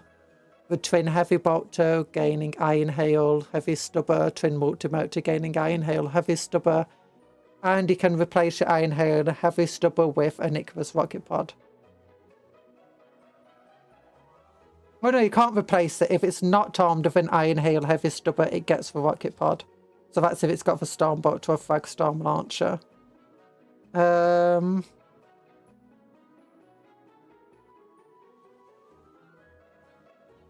So yeah, that's pretty powerful. It is a pretty powerful model. Really nice. The amount of points it costs is pretty decent. It doesn't have the ability to reduce damage to itself, but it does improve I wonder if you can have a bicycle in the Imperium of Man, or would they destroy it? Ooh. You can have a bike if you wanted to. You can't give your guardsman a bike though. Ooh, but good cool thing. It's all hits on a 2+. Your Dreadnought hits on a 2+. That's super cool. Normally, Redemptors and stuff, they hit on 3s. But no, the character hits on 2s. That's cool. I like that.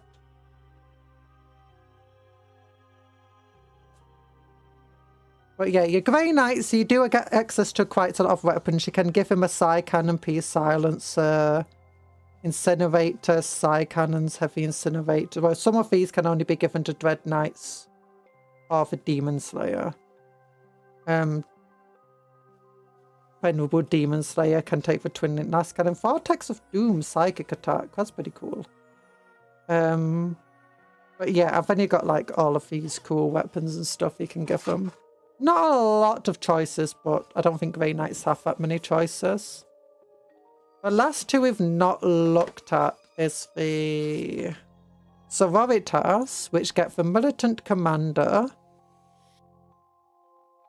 Oh yeah, see, that gets a Canoness keyword. That gets Inspiring Devotee, but that's not anything. That gets a Paragon Warsuit keyword. Let's look. Imperial Agents. Let's look at the Astra Militarum. That gets the Officer keyword. That gets an Ogren keyword. Let's look at the Grey Knights. What keywords did they get? They don't have any keywords here that's notable. Yeah. Nothing notable. Or like other characters have. No, motorbikes only. Grey Knights need a desperate refresh. Yeah. Okay, so what are tasks? So you've got a Paragon Warsuit character. Generic character. And more powerful character. Absolve of Sync and join with Repentus. Cherub. Jump Pack. Righteous Fury. I mean, there's not many options, but you got a decent number of weapon options here. And a variety of them. Which is pretty nice. Okay, Adeptus Custodes. You got for Null Maiden. Oh, what's this? Cataphracti Exemplar. Can be attached to Virtus Praetors. Each time this model makes an attack that targets a monster or vehicle, you can reroll the wound roll. And it has flying. Okay.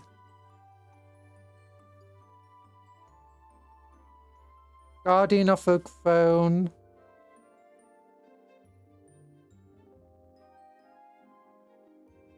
Oh, that's a jet bike. That guy's on a jet bike. That's your Sister of Silence. That's just your generic dude. There's not many options here. You can put in Terminator armor, or you can increase its wounds by 1. You can't put for Null Maiden in Terminator armor, sadly. Or you can give her Lone Operative. Or you can give her entire unit Lone Operative. That's pretty cool. What weapons do they get? They can get a grenade launcher on the Terminator, sorry. Castellan Axe, Guardian Spear, Mastercrafted Bolt Gun, which is for Null Maiden only.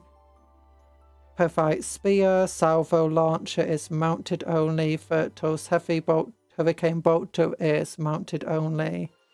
Witch Seeker Flamer is a Null Maiden only. But yeah, the Null Maiden can get given the Castellan Axe or the Spears of a Sentinel Blade, so it makes her incredibly powerful.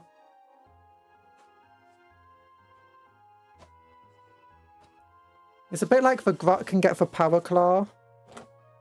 I don't mind the silly ideas of that, you know, where a character that shouldn't get such a weapon gets it. Because I think it's just a silly, fun thing when that happens. Something I would have liked to see in this is... Obviously, I would have liked to see more weapon options here. I would have liked specialisms and abilities to have a second category of equipment that you can give your character. And a bunch of the specialisms and some of the abilities should have been in that equipment category. Like your 4+ invulnerable save should be in the equipment as Iron Halo. You should have access to a Storm Shield that gives you stuff, and I don't know.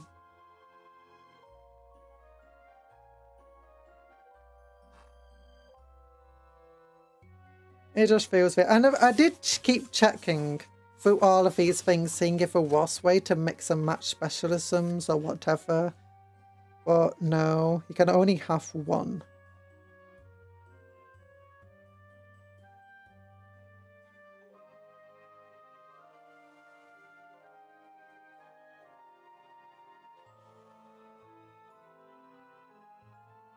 It's... So yeah, I think the ones that left were the worst out from these are the Adeptus Astartes and the supplement chapters. That being said, the Dark Angels one is pretty cool. The Blood Angels isn't too bad. You can get your Librarian Dreadnought back. Let's check how good the Librarian Dreadnought does.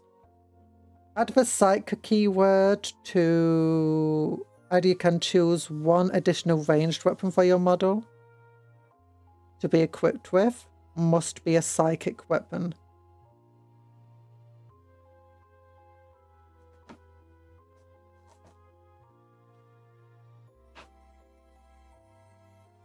Wait.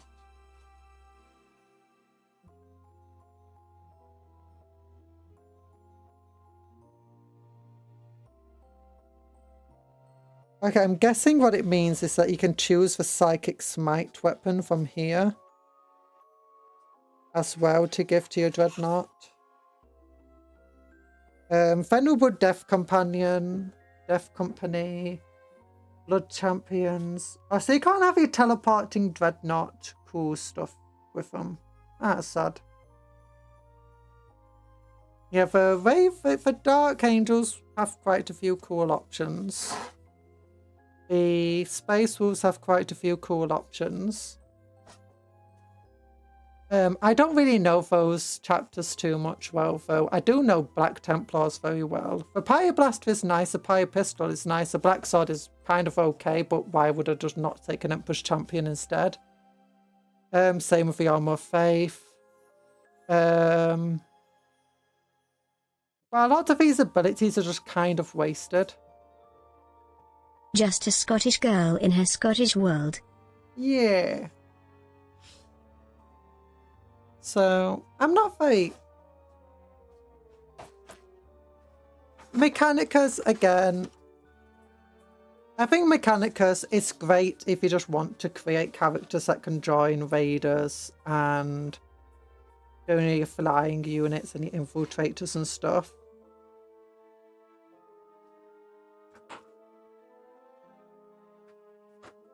There's a lot I would add to this, and some I would take away. Invulnerable saves for demons. But yeah, that's a disappointing thing. And it's this book with all the cool new rules in for how to do missions and stuff. This one is really good. It adds new multiplayer options, like as in you can play with 4 players now. And it gives you rules of how to play with 4 players and like 3 players over here. New ways to do objectives and stuff. Oh yeah, one of the cool things, if you're doing missions from here, it gives you new stratagems, which are pretty nice. Well, Lurking Reavers, everyone basically gets an 18 inches lone operative, who if you're infantry, beast or swarm. And if you stay still, or you're going second and your opponent's going first, you get it as well, which is pretty cool. It completely changes how the game is played. Sad for I cannot have a Libby Dread fly up into the sky and fist fights an aircraft. Yeah. I mean, actually, yeah, that is kind of pathetic compared to... That's the wrong book. If we look at somebody else in here, let's look at the Libby Dread. So you want a Librarian Dreadnought. Oh, if you take the Librarian Dreadnought, because it's a specialism, you can't take the 4+ invulnerable save. We already do is gain the Psychic keyword and an extra attack that's kind of meh. Like, Smite's okay. It's not amazing, just D6 attacks with D3 damage.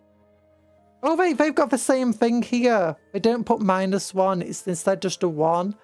So if you don't go hazardous, you improve your opponent's armor save by 1 point. Oh gosh, this does not feel the most. I think next week we can read through the lore pages if we want to. So yeah, it feels kind of mad making it a librarian. I mean, okay, it can join the Librarian Conclave. Let's look how the Librarian Conclave works. while we're here.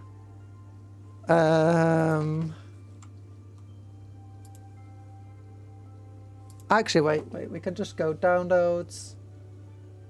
Warhammer 40k.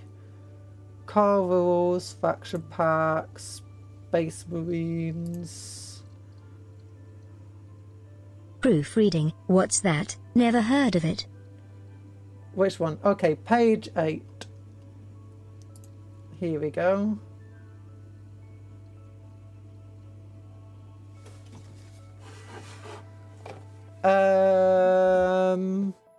So, oh yeah, you can't take enhancements of these characters, so these enhancements can be ignored. But here we go. At the start of a battle round, select one of the following psychic disciplines. Until the end, all adapted psycho units from your army gain that rule. So it gains 2-inch movement, potentially, on your dreadnought.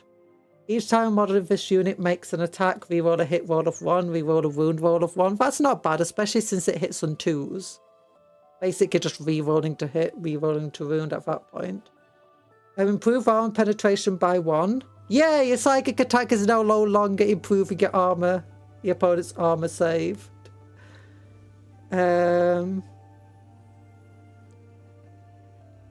Telekinesis discipline. Each time a ranged attack targets this unit, subtract 1 from the strength. That's not bad. Maybe makes up for the lack of a vulnerable save. Each time a model in this unit makes an attack, it can ignore any modifiers to weapon skill, ballistic skill. Okay. Target 1 adepts as a start to each unit in your army.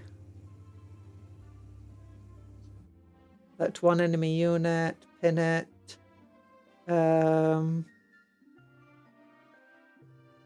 Reduce enemies armor penetration by 1. Can't do this one.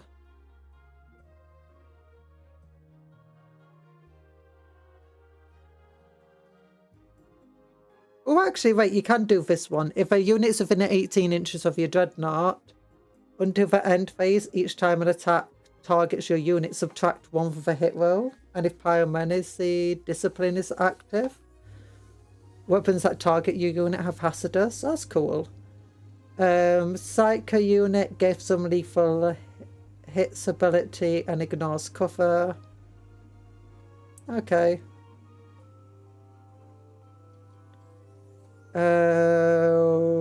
Select 1 enemy unit within 18 inches. Excluding known operatives. And roll 66, adding 1 to each resultive telekinesis. And inflict mortal wounds of 4 pluses. 1 adepts as a start to his infantry unit within 18 inches of a psycho. Add 1 to the strength characteristics of their melee weapons, or add 2. So, I mean, it wouldn't be actually bad to turn your dreadnought into a psycho if you're going for Librarianus Conclave. I don't really know if the Blood Angels have any cool things that would work well with that. And it can also get one of these abilities with it as well, so you can give it and feel no pain against psychic attacks, which is kind of worthless. You can make it heal itself. You can add 1 to the, you can make it a librarian chaplain if you want. Give it +1 wound. My dreadnought is a librarian and a chaplain. He's a well-read chaplain. It can't lead a unit. So yeah, it can be pretty cool. Wrong way of turning 3 dreadnoughts into Libby Dreads. You can do that, you can. I wouldn't say it's the most worthwhile unless you're going for Librarian Conclave, though. Like, Conversion Field will just be way better, even if it's 10 points more. That being said, if you don't want to spend any points, more points on your dreadnoughts, I think the only two options in all of these that you can take for specialisms is Champion of a Chapter, Infantry Champion of a Chapter. Yeah, Venerable Dreadnought and Death Companion. If you give it Death Companion, it gains 6+ feel no pain, but it costs 10 points to do this. And unless it's within 12 inches of a chaplain model, it cannot be selected to fall back, and its objective characteristic is 0, and it gains a Death Company keyword.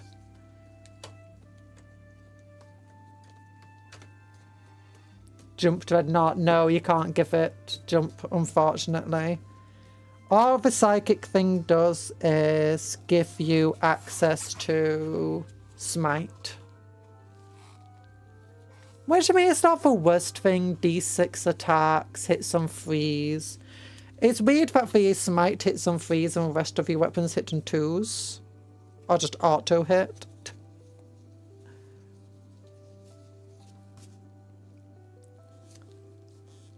Oh, yeah.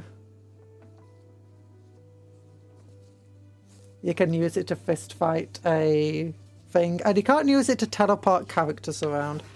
There is another similar thing at the moment. Where you can make your Dreadnought psychic. Other than, you know, the Grey Knights just automatically having a Dreadnought. And that's the Wraith Lord. Weirdly, Smite isn't Blast, so the Dread can fire it in CQC. Yeah. It's not bad. Champion of Expert. Chaos Demons, Drukhari. Here we go, Ghost Warrior. Ghost Warrior is basically just a Wraith Lord. It's got the Wraith Construct keyword. And you can give it the... In fact, it's the only option available to it here. And in fact, you can give it the Psyker keyword. And then if it's a Psyker, you can give it Doom Seeker, so you can add 1 to your hit rolls. Which is actually going to be useful because your weapon skill is still only 4+. And you can also, or you can give it, each time a ranged attack targets this unit, it has benefit of cover. Which is pretty good, I guess. Can't take an invulnerable save though on your Wraith Lord, but that's fair. What does wine taste like, chat? Wine tastes awful. Wine tastes like nothing. But what can you give it? It can take only 1 ranged weapon. That's a weird thing. Oh no, wait. It can take up to 4. Can be equipped with up to 4 Ghost Warrior only ranged weapons instead of 1 ranged weapon. Okay. So it can take 4 ranged weapons and it can take 2 melee weapons. So remember, it costs 5 extra points for each weapon beyond 2 though. So you can give it a Ghost Glaive, which will, if you give it Doomseer as well, it will hit some 3s. And Ghost Glaive's not bad. None of these give it extra attacks though, which is sad. Yeah. But then you can take... Oh no. Oh wait. Oh, a model cannot have more than 2 of these options. So it can take 2 Bright Lances if it wants. And then it can take Eldritch Storm twice if it really wants to. Oh gosh, sorry, I just whacked my microphone. Destructor is the Warlock ability, but you know, it doesn't get the cool Warlock ability of, you know, increasing its strength for each other Destructor nearby. But actually, yeah, a bunch of the weapons that it shows doesn't have the innate abilities that come with those weapons. We saw it earlier with the Omnissiah's Axis. But what else is there? Yeah, you can give it... When is Conjurer's birthday? We should celebrate it. I can give it 2 Singing Spears. My birthday. I don't have birthdays. No. I'm not surprised. I'm not completely sold on the taste of alcohol. Especially soupy stuff like wine and beer. I don't like alcohol at all. Alcohol is evil. You can give it 2 Eldritch Storms if you wanted to. 2d6. Hits on 2s if you've got the Doomseer.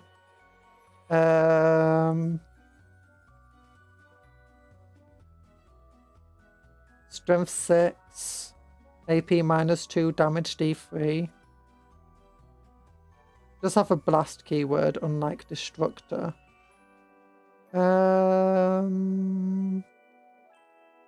I can just give it scatter lasers. Or shuriken cannons.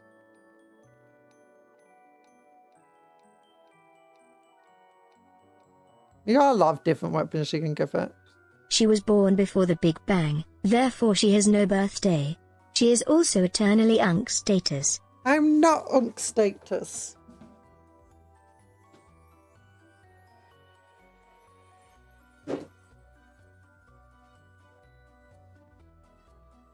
Oh gosh. But there we go. That's for books. We'll read the law book possibly next week if you want to read that. But yeah, so surprisingly cool book. Surprisingly bad book. I was just so excited to have custom characters and just have so many of the characters I wanted to make just not be possible. It's kind of just... It's harsh to my vibe. But yeah, thank you for coming to the stream. If you enjoyed the stream, then please give it a like. Because it does help me out. And, you know, Tell's Games Workshop. You know, I heard the like button. I heard the like button. I was actually really happy for Dark Eldar barely got anything. So you should teach that like button She's lesson. as old as SpongeBob SquarePants, so she's still my junior. Like a little sis. I'm as old as SpongeBob SquarePants. SpongeBob SquarePants is ancient.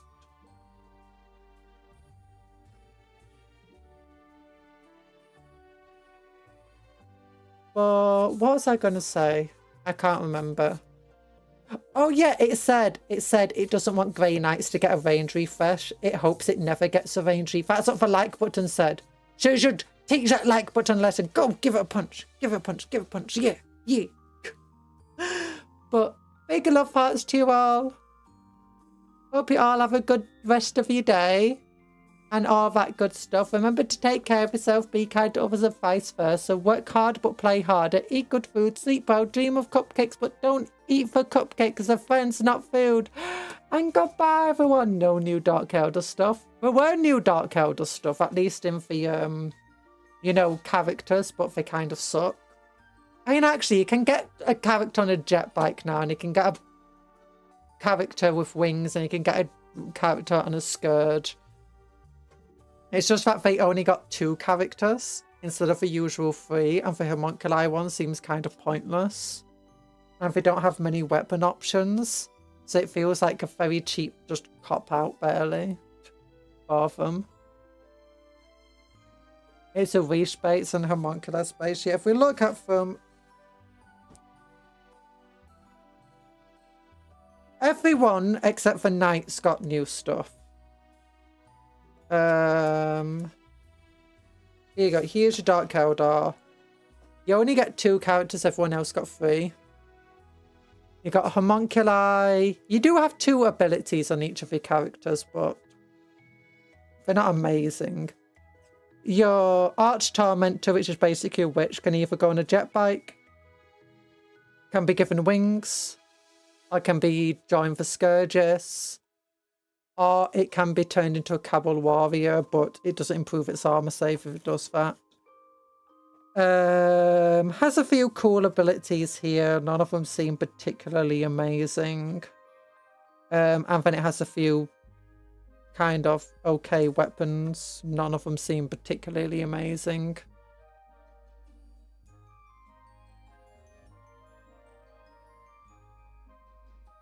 Honestly, I kind of just look at homunculi and just kind of wonder why does it exist here.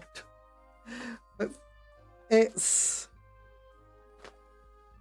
There's a few characters like that. But... yeah. So thank you for coming to the stream. Hope you have a good rest of your day. All that good stuff. Bye bye everyone. Don't forget to don't forget to hit the like button. Bye bye. Love you all.